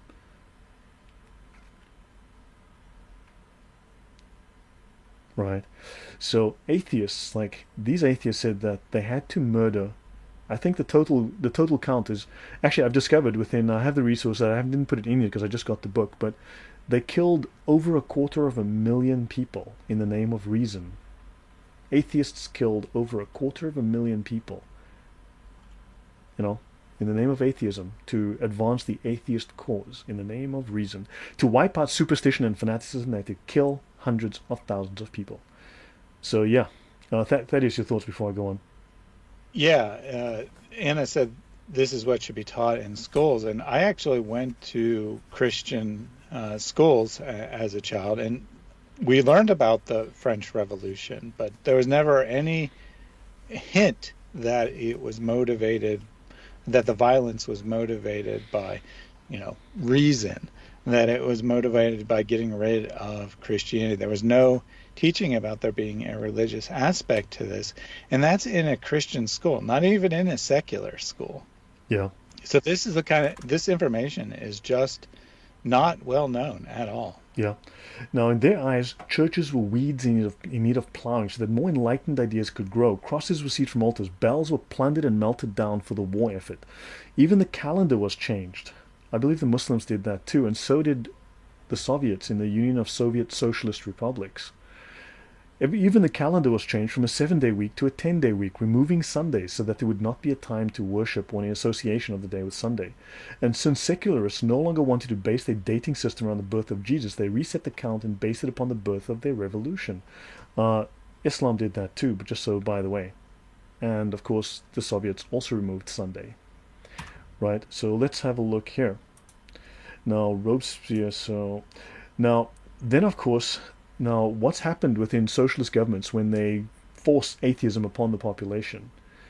AFI, and these numbers obviously come directly from, I just made them up. Or maybe I got them from very, very, very long hours of research from numerous books. But, so, now the worship of reason. So what happens is, in many, many cases, the atheists have discovered, these atheist socialists have discovered that they need to give people something to believe in, because people constantly seem to want to believe some kind of faith. They want to have some kind of faith. So what they do is they go like, oh, we've just removed their faith, and then we need to give them something back. And of course, the very next thing is they then make up a religion that serves as a substitute. Okay? Wesley Curry, you're off topic. Stop talking nonsense. I don't have time to listen to nonsense. Okay?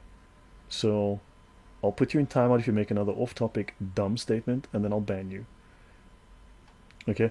Now, the worship of reason, the atheist religion. So, some atheists now sought to replace Christianity with their own belief system. They called it the cult of reason.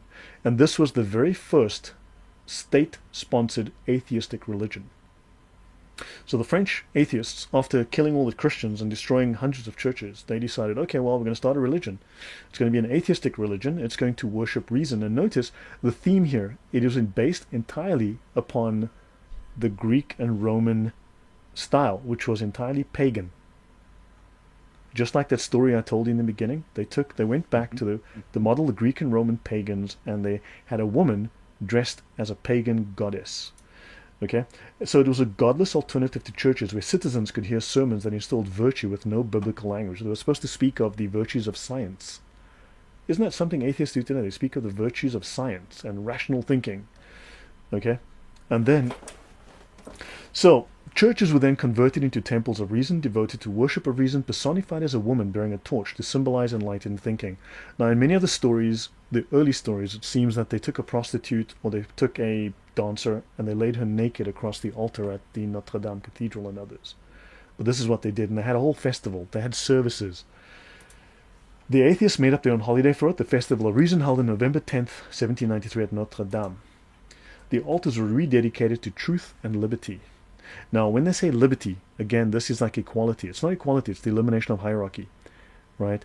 And making everyone the same. It's sameness. It's shapeless, formless. And when they say liberty, they don't mean freedom. They mean the removal of moral constraints so that you have no constraints upon your immoral behavior.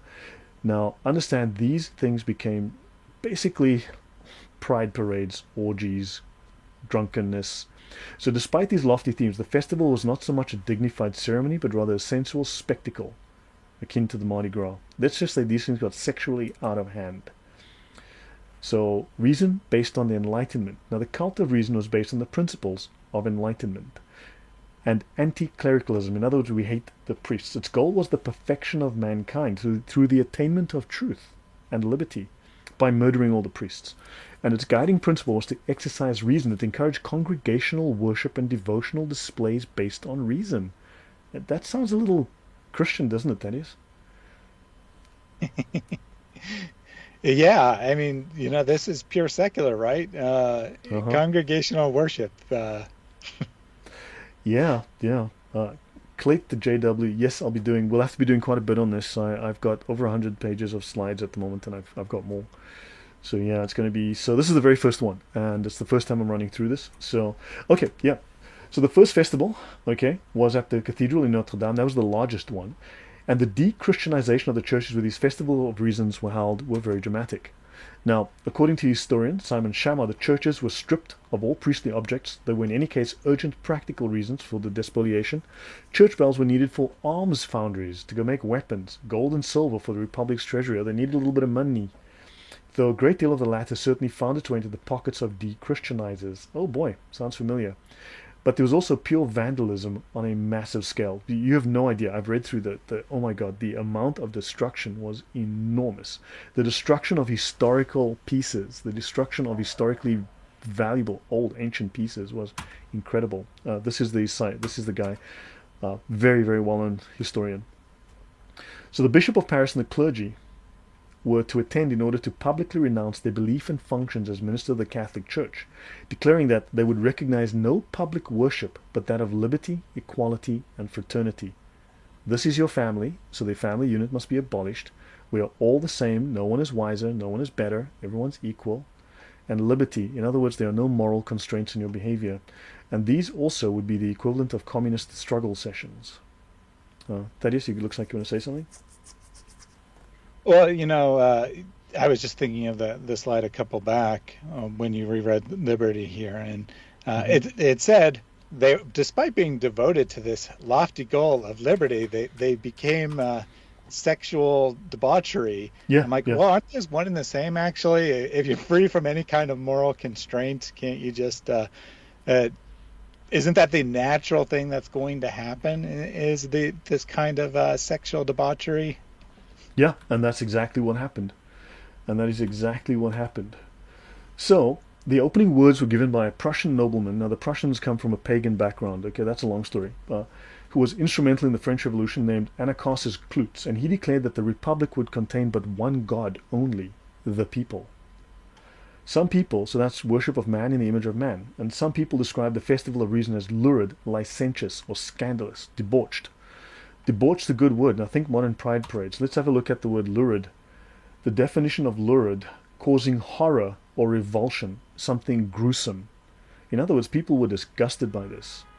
Okay? It's shocking, right? Now, lurid, for the example, the tabloids gave the lurid details of the floating wreckage and dismembered bodies.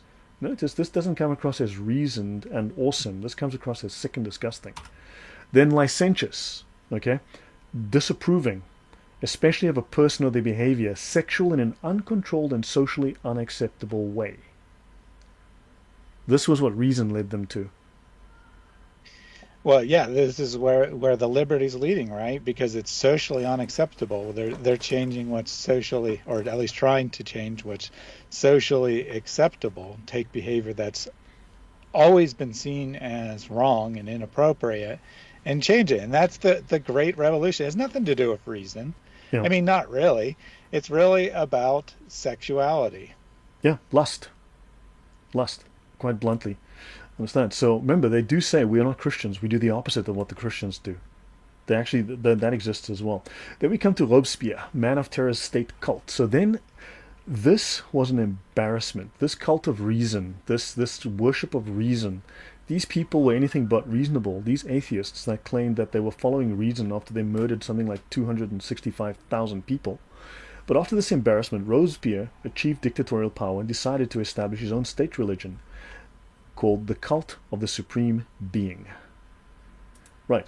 So the new deistic religion was intended to curb the excesses, moral excesses, immoral, associated with the de-Christianization movement and the replacement of Catholicism with the new religion. It briefly lasted to the spring and summer. It lasted for a year. Okay?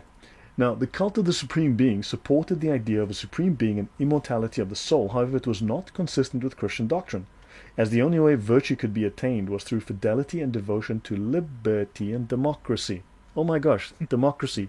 Well, we have the North Korean Democratic Republic of North Korea. We have the German Democratic Republic. We've got the Democratic... Democracy seems to be a very popular word amongst socialists and atheists. Maybe they don't use democracy in the way that... Well, it's a socialist term. Socialist. Now, I want to read something from my notes on this idea of Robespierre.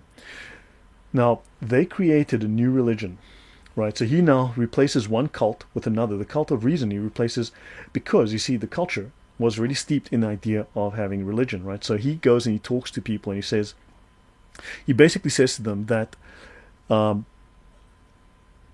me see what he says. I'm looking at this. Okay, so he says that men are attached to the ideas that they've grown up with, basically, okay? And can such a, says, at any rate, I cannot conceive how nature can have suggested to men fictions more beneficial than all realities, right? Actually, no, what did he say? Hold on, I've got to find the quote here that he says.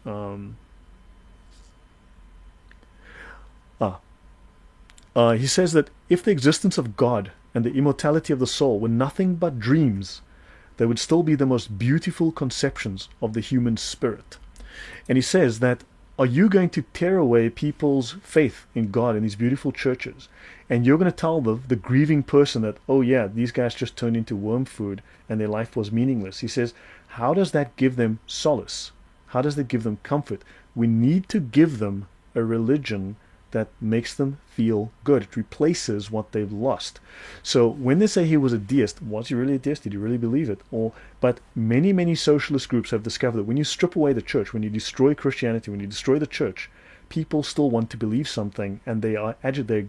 It doesn't work. Eventually you have to give them something, and then they make up a fake religion to give them. And that is exactly what he did. Now, Thaddeus, your thoughts? Yeah, I mean, we can see this today as well. In various ways. You can see it in the rise of so-called New Age religions, where people are just making stuff up, basically wholesale, and saying that it's true. You can see it in people's fanatical devotion to a political party, to a set of virtues that they don't have any basis to them, but they have the fanatical devotion to them. So it does seem to be very consistent with human nature that we need to have, some sort of spiritual religious connection. I would argue that is an indication that there is a God, because it doesn't make any sense apart from it. But the atheist typically, there are rare exceptions, but the atheist typically will live their life in such a way as if they believe in some sort of spiritual higher authority. They'll live with moral principles. They'll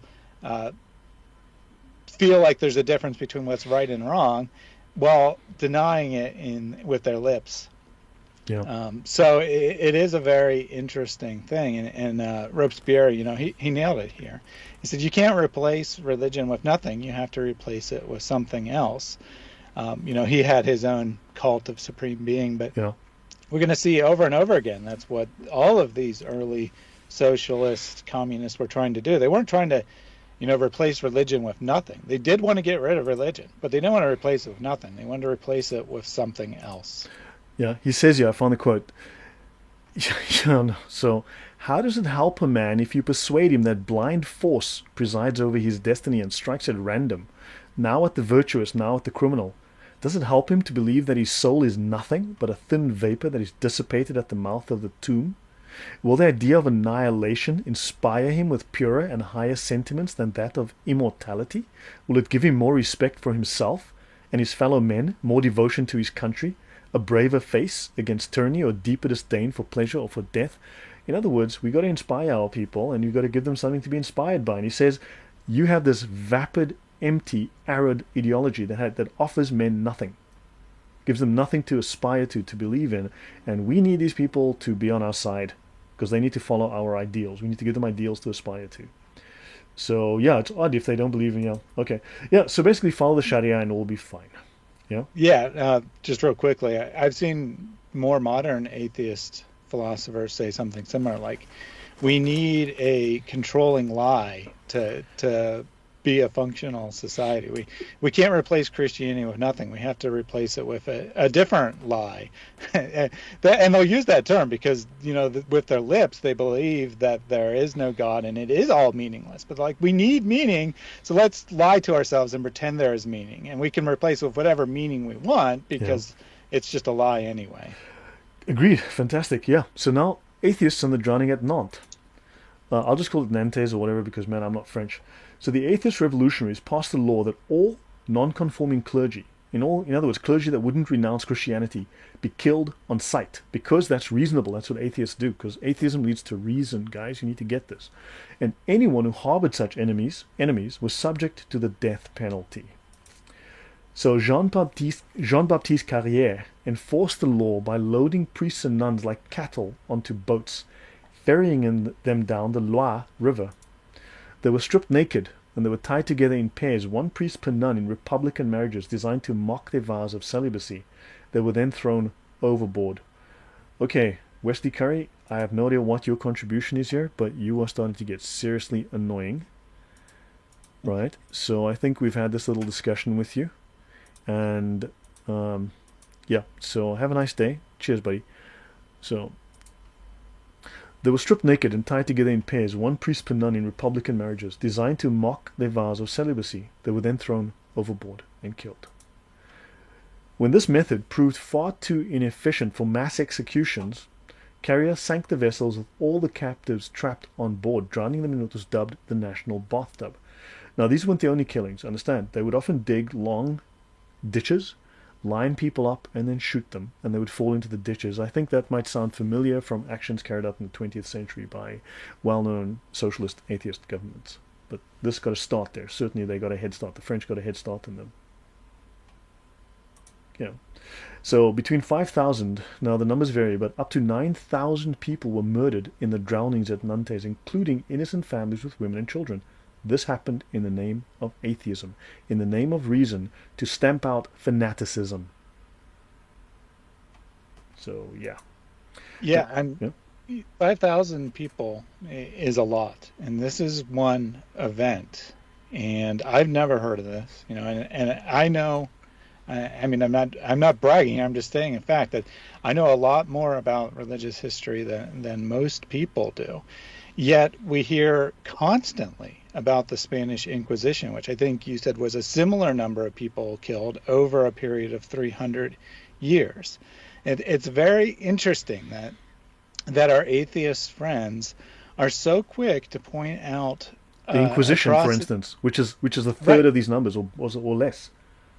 Right. They're very quick to point out any failing they can find in Christian history. And we acknowledge those are failings. We're not saying that the witch trials were great or something. But we're also talking about typically no one was killed at all in a witch trial, and when in the rare cases where people were put to death, it'd be a dozen people or something. And we hear about these things constantly from atheists.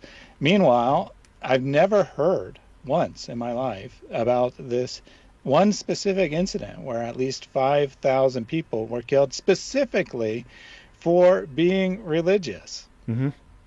And if you protected them, if you hid one in your house or your barn, your family died as well. So if you protected a nun or a Christian or a priest, you would die too. That's crazy. Yeah, and then this is less people than were killed in the Inquisition. And this happened in what, 1 year, 2 years? Inquisition was 350 years. So look at the numbers. I mean, if we divide 9,000 by 2, it's 4,500 people a year. The Inquisition was what? If the Inquisition was 800 people, let me go back to my calculator. If the Inquisition was as low as 800 people and you divide that by 350 years instead of 400, that's 2.28 people per year. If we go to the high number, let's go 3,000, divide that by 350 years. Okay, that's 8.5 people a year. And as we did earlier, we did 5,000 people. If we could be generous here, we would divide that by 350 years. That's 14 people a year. Here they're killed a whole bunch more, but it's okay. It's yeah, that's atheist hypocrisy for you. Let's move on. And this guy says, never have I had so much amusement as in seeing the last grimaces of priests as they die, or some variation thereof, is what he is known to have said. Yeah. Yeah. Lovely stuff. Yeah. So, yeah.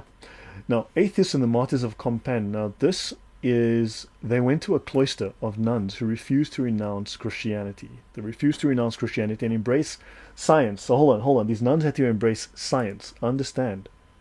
Okay? They had to embrace science. And if they refused to embrace reason and science, they were murdered by atheists.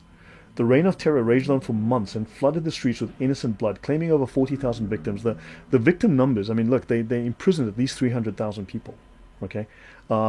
So imprisoned, and then of course they murdered. The best numbers we have is about 263,000, give or take. So you're looking at well over 260k people murdered. All right, and then in 1794, the Martyrs of Compiègne were led to the guillotine in Paris. The government had ordered all converts to disband convents, yet these nuns refused and kept their community together. The revolutionaries judged the nuns as traitors for their defiance and condemned them to beheading. Each woman, they started singing a song. They started singing a hymn. Each one went without complaint to the blade, while the other nuns kept singing the hymn, which grew softer as their numbers dwindled, until at last they killed the final one. Now, if we look at the Salem witch trials, 19 witches died. That's the official number. Okay, these are 16 nuns.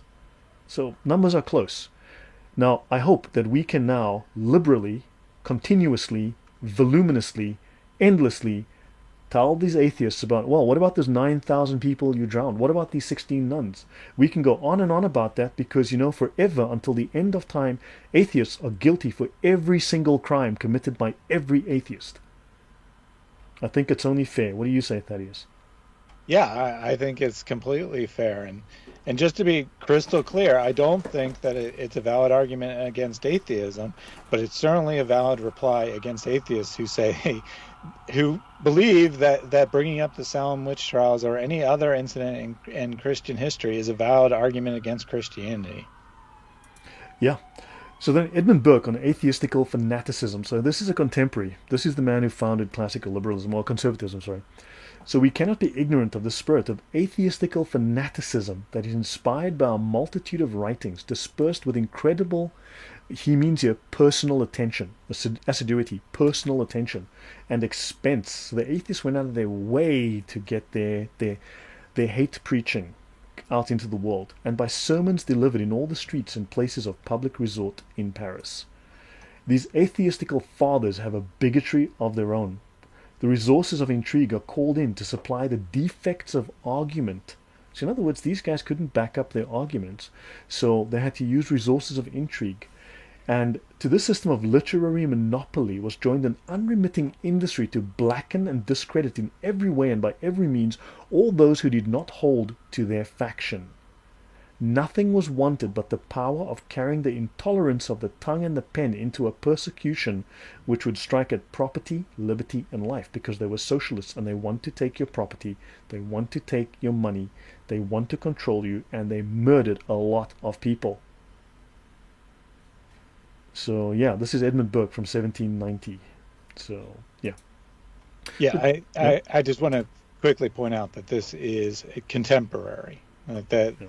So the point of showing a contemporary view here is that this isn't Lloyd and I projecting something on the past, which we've invented through our own mind. This is how people of the day saw the behavior.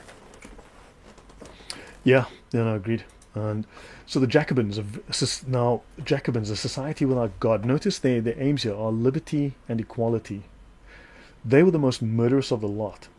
The first attempt to create a society consciously without God, was by the French Jacobins in the 1790s with their atheist cult of reasons. The Jacobins were members of a democratic, so nice, club founded in France, first known as the Society of the Friends of the Constitution. Oh, that's so sweet. They wanted to purify society and to implement their moral vision on earth, and thus they wanted to destroy Christianity. The Jacobin moral position left them in no doubt as to what to do with their ideological enemies. In Western France alone, they killed 250,000 people who had attempted to adhere to the old religion. So the number that I have from the sources that I've got is 263,000. Actually, let me have a look here. So one of the places you can look is this one, Death by Government by R.J. Rummel, and there's another one. Let me see if I can find it.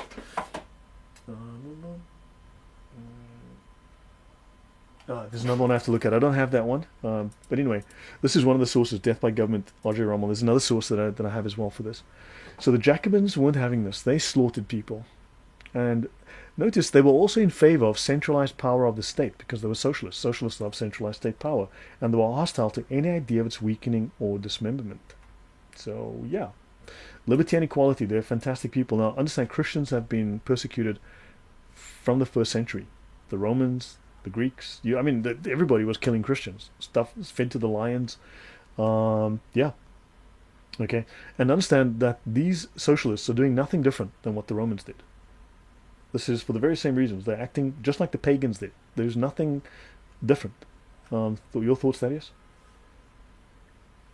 Yeah, well, maybe we just figured out how all violence is caused by religion. You see, if an atheist kills a Christian, it's because of their religion. Therefore, it's religious violence. If the Roman government kills a Christian because they're a Christian, that is religious violence. Same thing. Mm-hmm. Yeah. My brain, good grief. Now, the Jacobin effort to do away with Christianity and build a society based on rational thought ended in extreme violence. The Jacobins were not unique. Now, this is from Dr. Michael Burleigh, historian at the Hoover Institution, Stanford. And Burleigh points out that societies which have rejected God have not escaped mankind's violent nature, because these people do not understand human nature. If you subtract God and the notion of an afterlife, then there's a real risk in the political utopianism so deadly in the 20th century that you will attempt to create heaven on earth, go for a quick fix in the here and now, to have the arrogant illusion that you can remake man and woman into some sort of new being, and that invariably results in hell for ordinary people. Oh, and while we're here, I need to have a look at this guy. You may have heard of this guy called Dawkins. Okay, The Case for Militant Atheism. And this is a talk given by a guy called Richard Dawkins. And Richard Dawkins went on TED and he had a screed about we need militant atheism. There's no room for a God in the world as he sees it. He believes atheists should be forceful in opposing religion. Doesn't it say in the Quran that the believers should be forceful against the unbelievers? I believe the Quran says that. Indeed. Yeah. Indeed. So, yeah, he believes that atheists should be forceful. Now I believe Robespierre, him too, but Voltaire had a lot to say like this. If you love the poetry of Percy Bysshe Shelley, go look at oh man, the guy was an atheist extraordinaire. The man was virulently atheist. Okay, Percy Bysshe Shelley was incredibly atheist. Thank you very much for the donations. I really appreciate it. There was one earlier, and I didn't say thank you for that, and I do appreciate it. Yeah, guys, I've been away from because I've been researching. I have a lot of research. I have a lot of stuff to get through. There's a huge.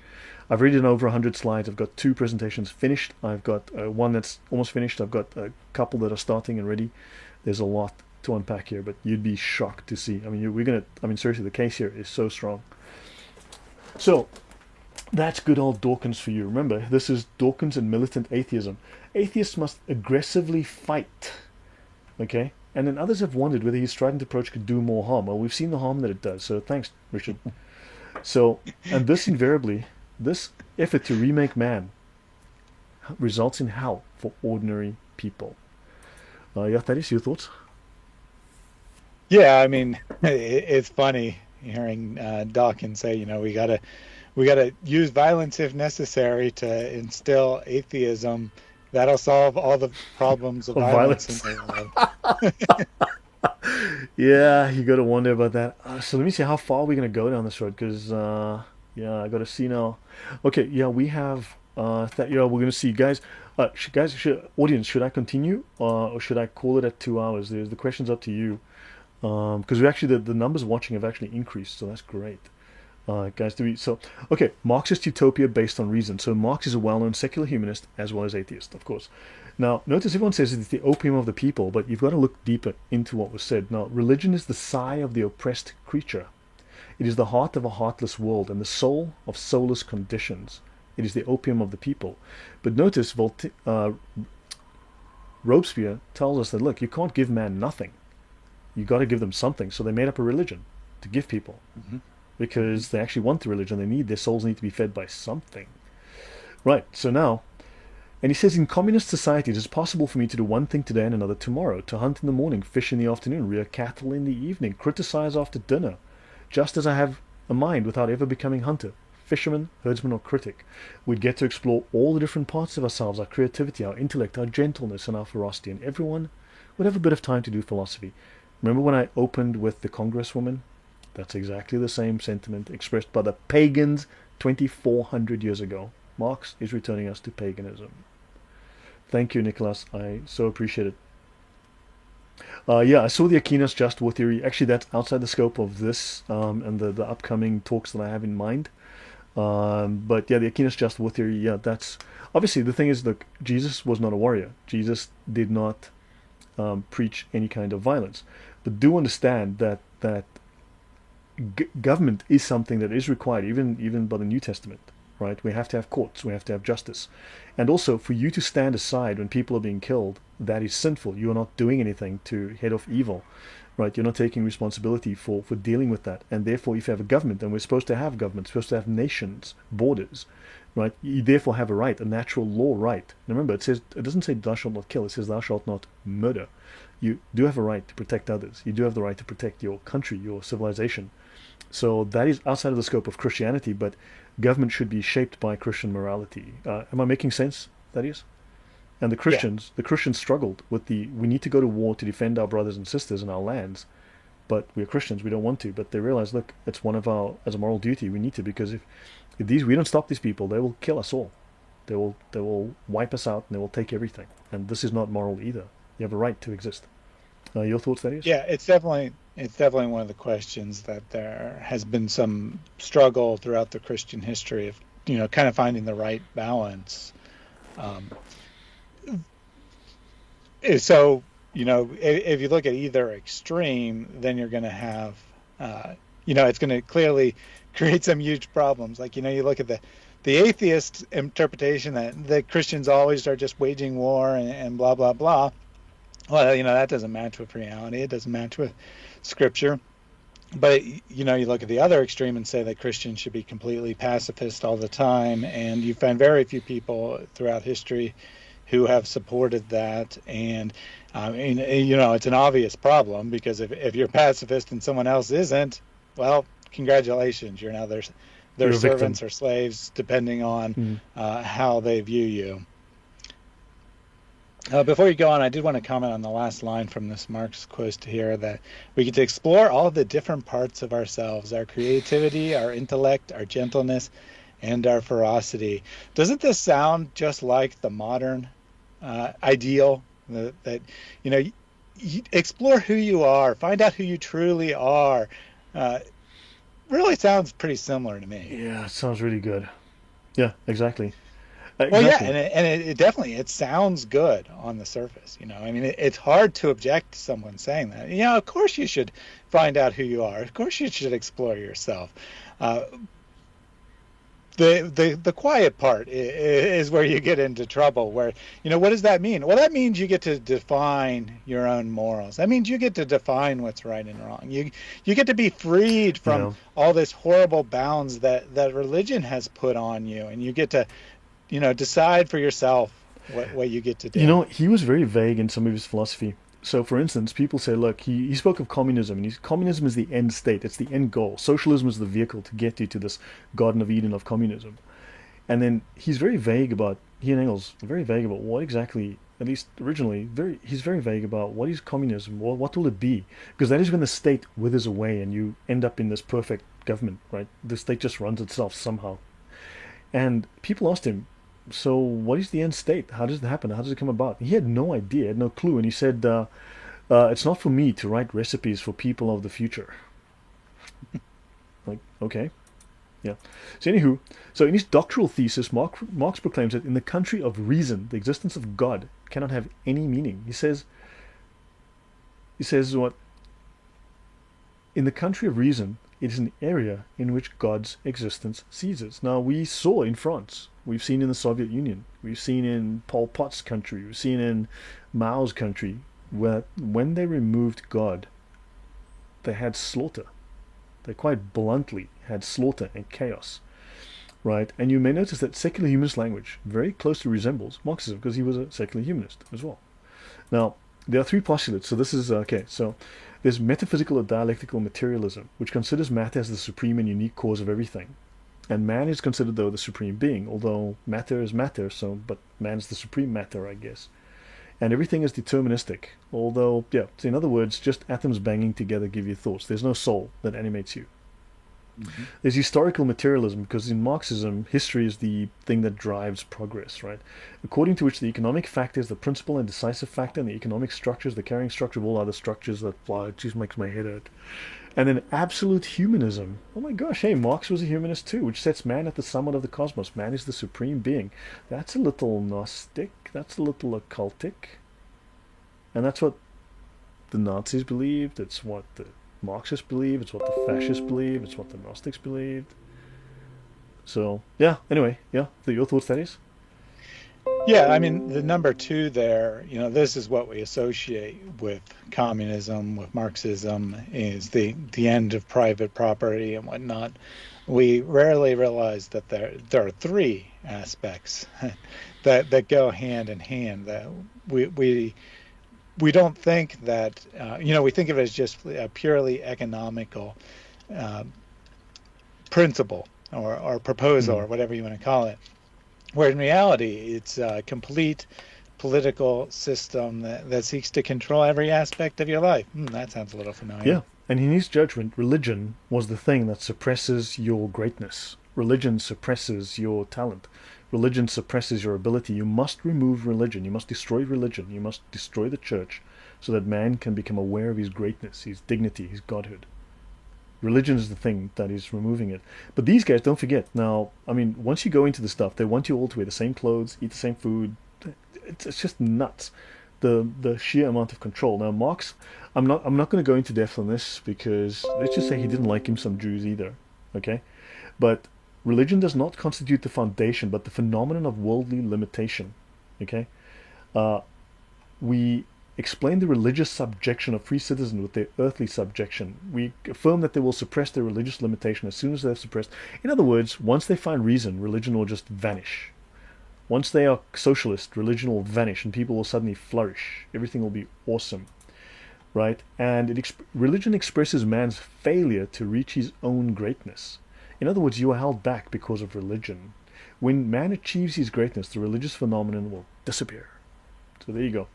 So that's basically what he's talking about. So, you know, religion is the expression of real misery and a protest against it. Religion is the groan of the oppressed, the sentiment of a heartless world, blah, blah, blah. So understand, he's got a very negative view, and this is exactly, now notice these atheists say exactly the same things. Now what's interesting is that means they're Marxists.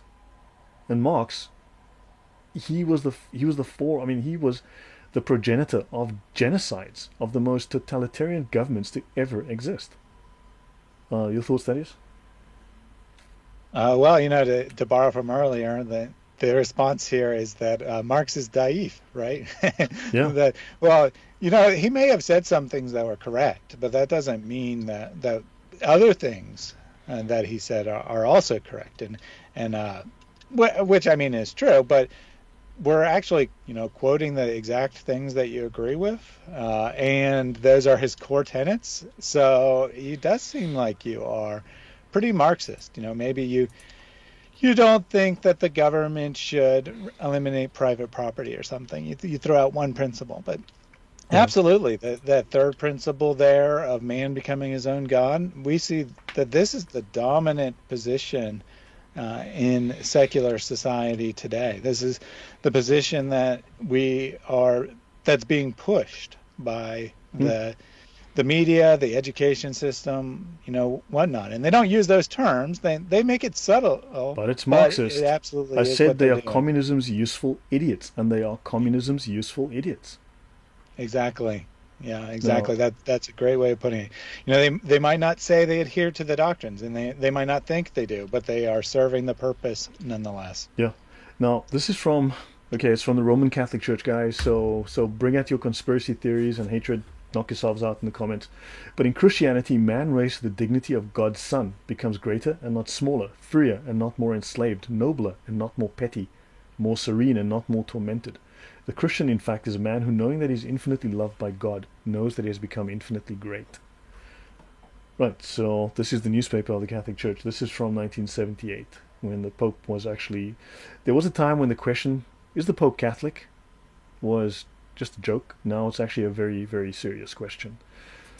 So, okay, we'll start winding down. It's 2 hours and I'm hungry and thirsty. This is the investigation of un-American propaganda activities in the United States. Hearings, okay, HRES 282. You may be interested in knowing that we have preachers active in churches who are members of the Communist Party. They are priests in the church who are members of the Communist Party. Religion is forbidden if you're a member of the Communist Party. So in other words, these are not real Christians. This is from Earl Browder, General Secretary of the Communist Party USA, to students at Union Theological Seminary on April 15, 1935.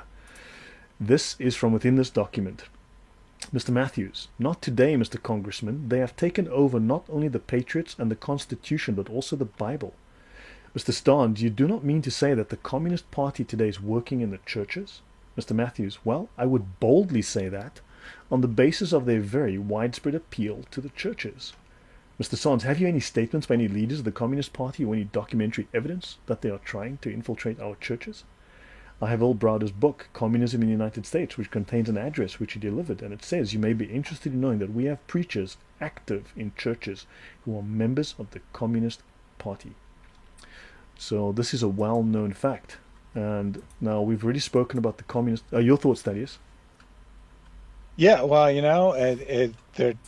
it's right out of the Marxist game plan, right? That you infiltrate the organization, you bring it down from within.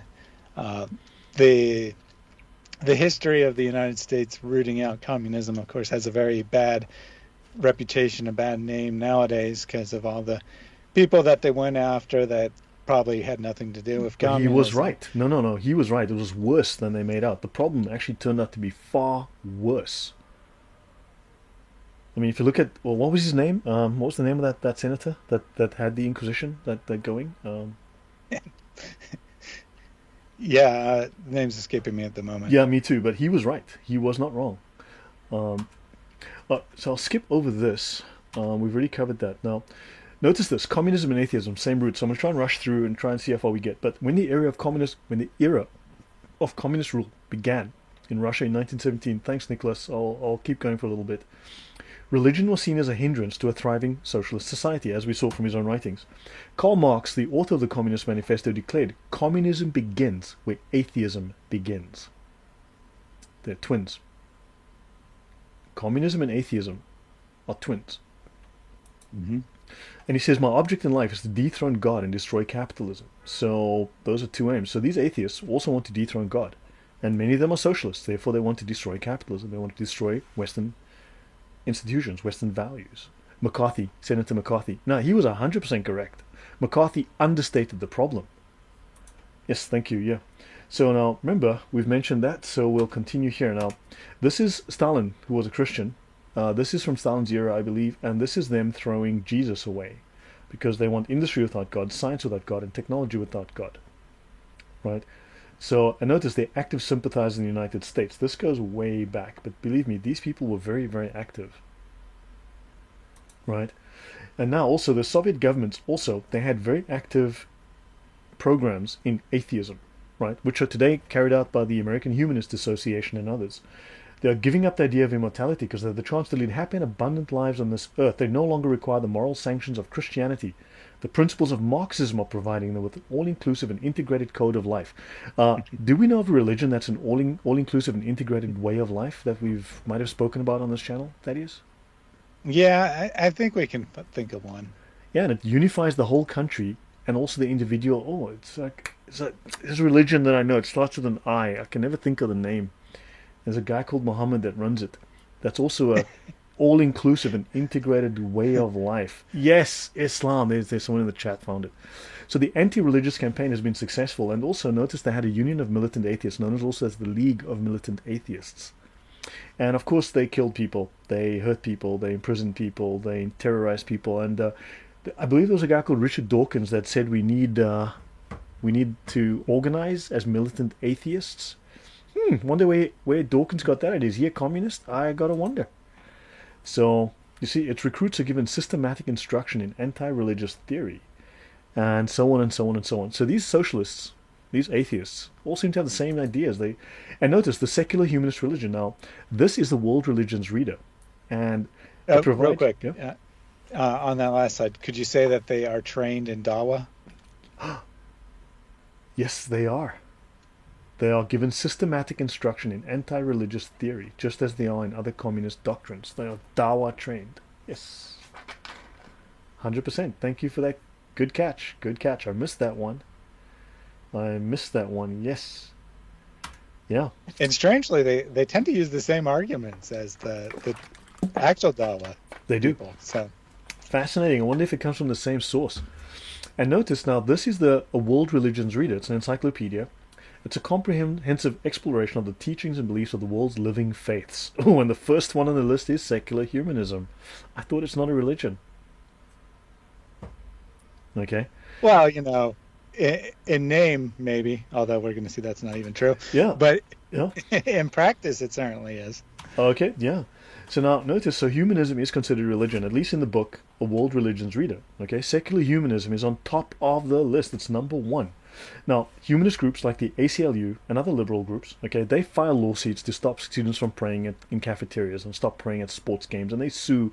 You can't sing Christmas carols. You cannot show gratitude to God because it's an anti-Christian religion, right? They want to remove religion from schools, Christianity from schools, right? And they're saying, no, we're just using reason. No. You're pushing your religion. Now, look, this is a different presentation I would have to get into to show the origins of socialism, right?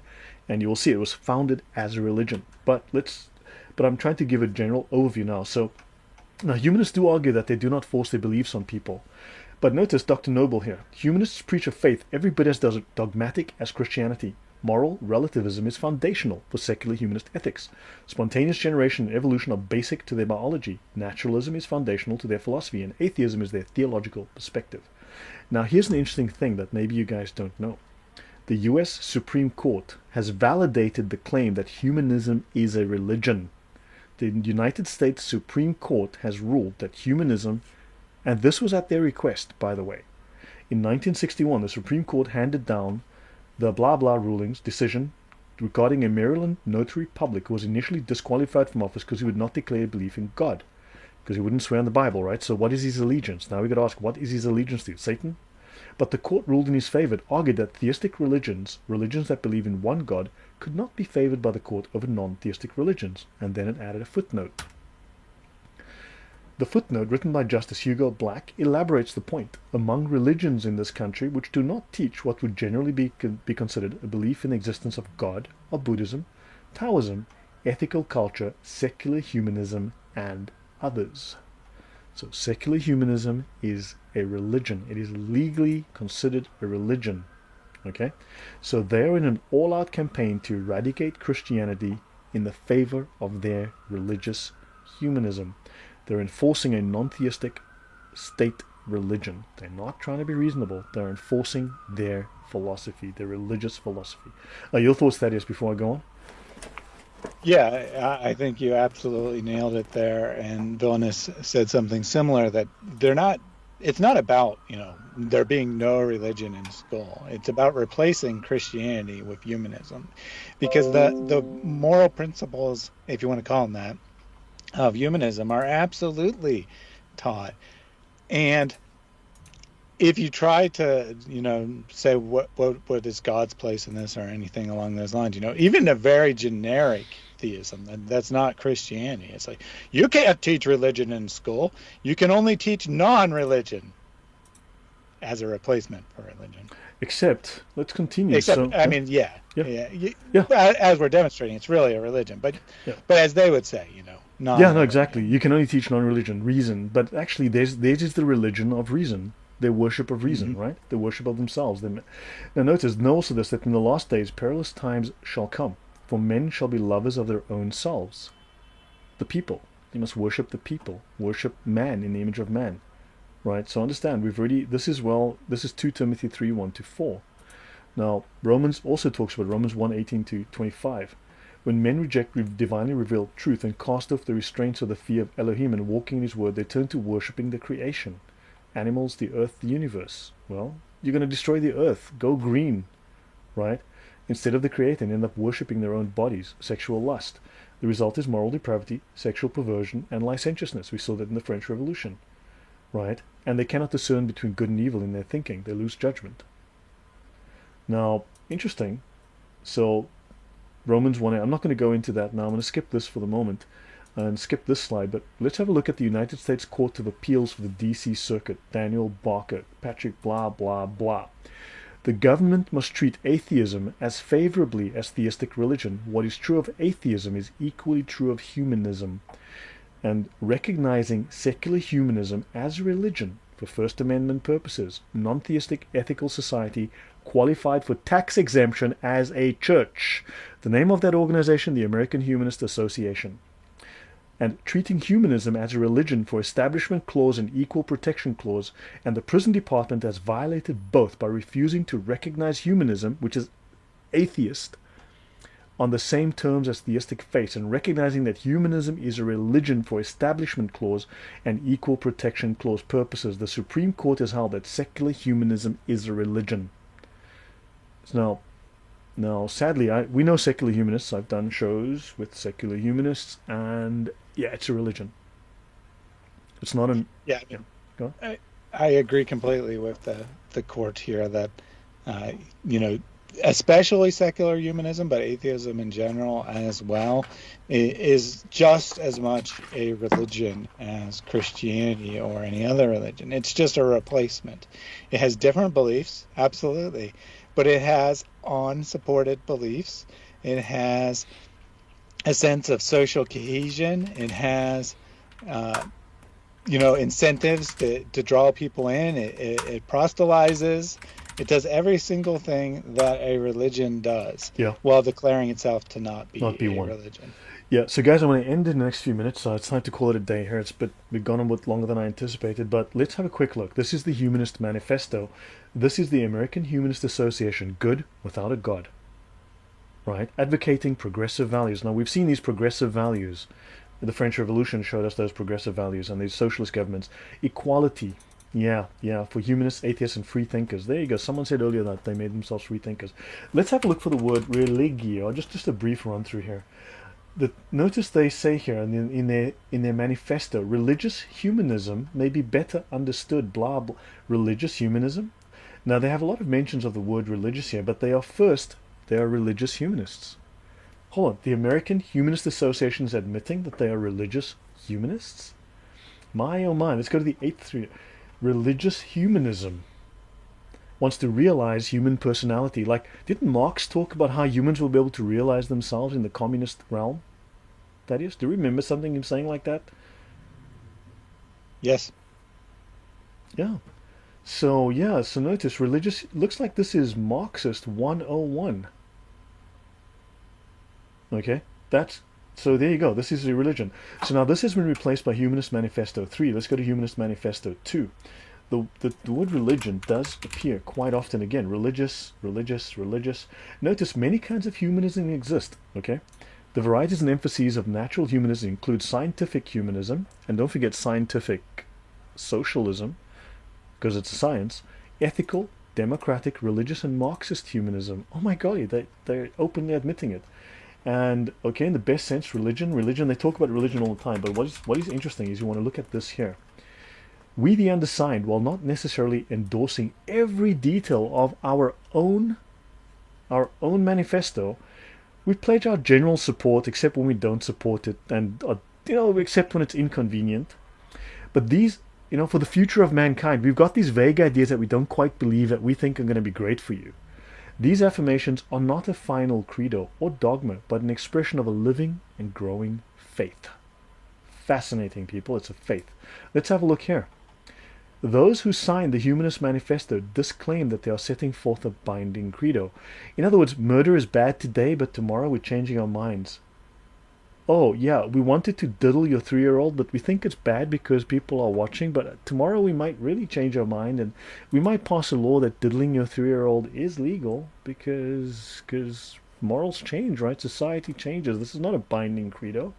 I agreed with it 5 minutes ago, but now I'm hungry and I'm going to steal your food. I'm going to steal your money because right now I'm hungry. I need some money and you got some.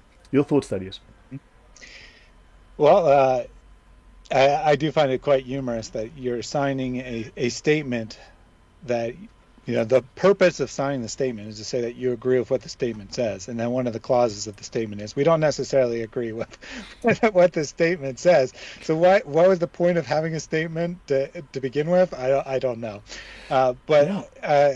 Putting this in Islamic terms, it's like, these are the rules for the common Muslim. The scholars, we might have our own rules for ourselves. Yeah.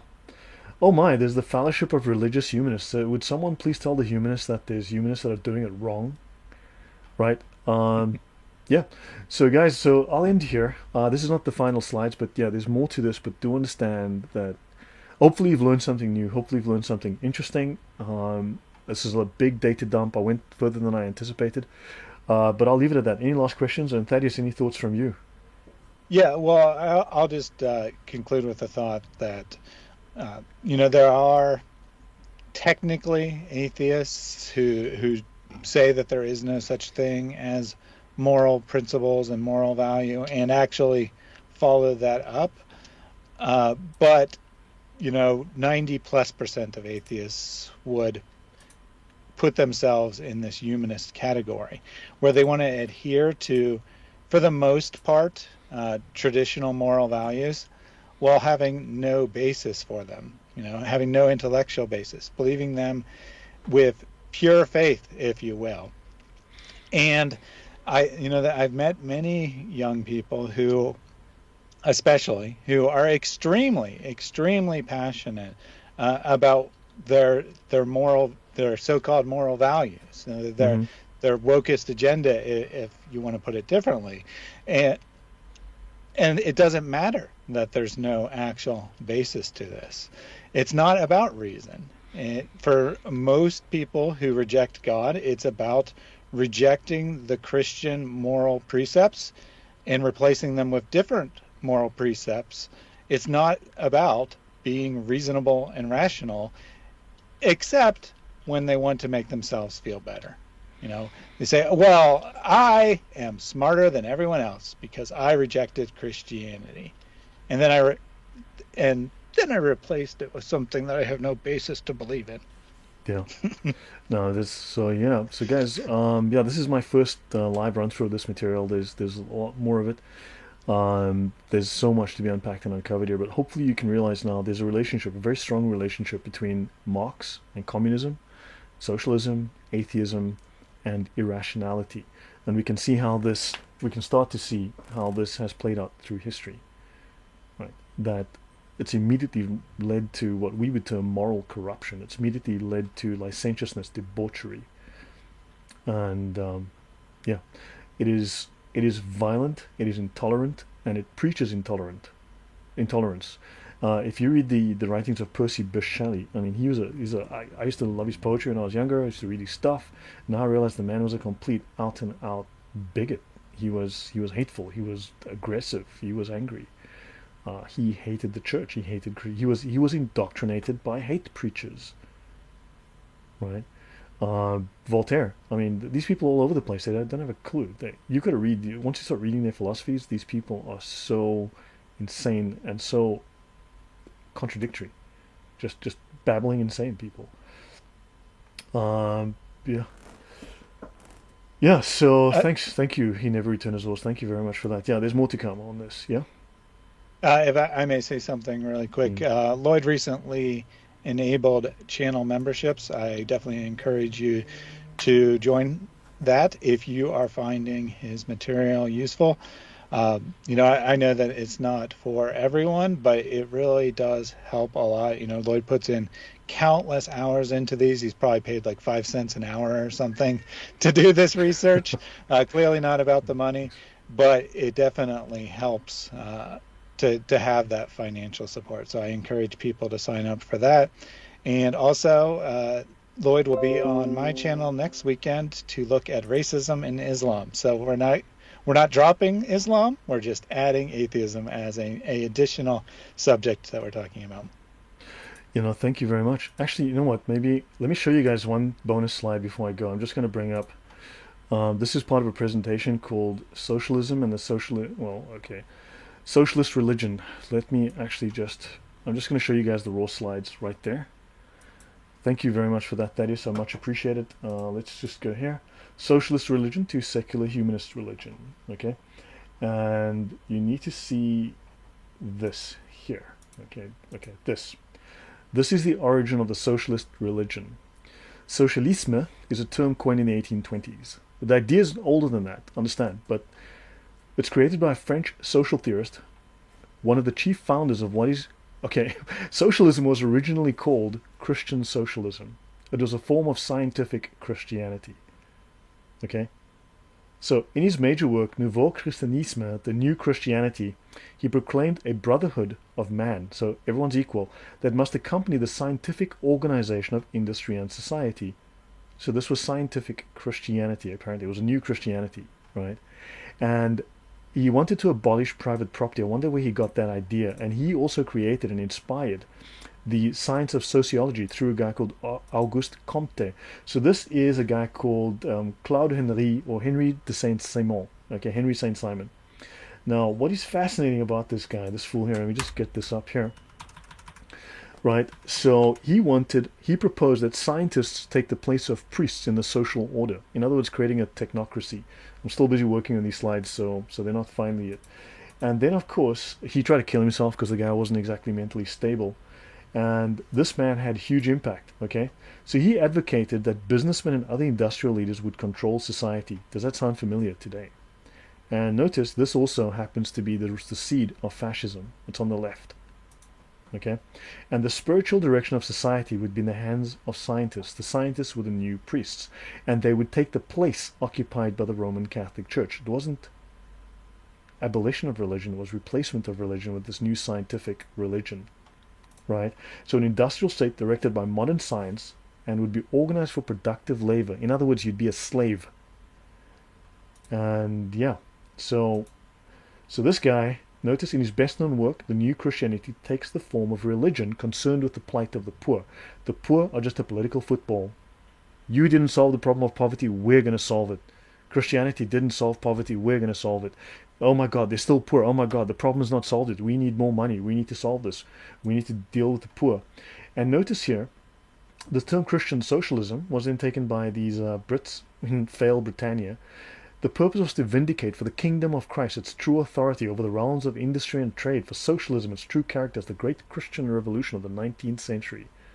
This is crazy stuff. So yeah, so understand socialism started as a religion, a replacement for Christianity, and they were all atheists. And this guy was batshit crazy. Once you start learning about him, the man was nuts. But we'll get into that. Yeah. So Thaddeus, that's me. That's done. Thanks, guys. It's been a while. I've been very busy. There's a lot of work here, but yeah. Gab Pay. Okay, that sounds interesting. Yeah. So, yeah, because YouTube gave me a little bit of grief, so I won't get into that. But yeah. Okay, Thaddeus. So thank you. Any final words, and then we are out of here.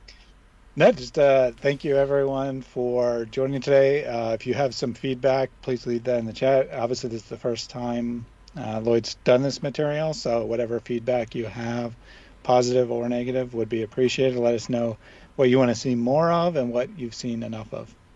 Yeah, and it's true. Jesus said you will always have the pool with you. So yeah, guys. So look, there's a lot more. As I said, the first run through, and there is a wealth of material. We can look at the statistics on socialist governments versus Western democratic governments, and believe me, the murderous ones are the atheists.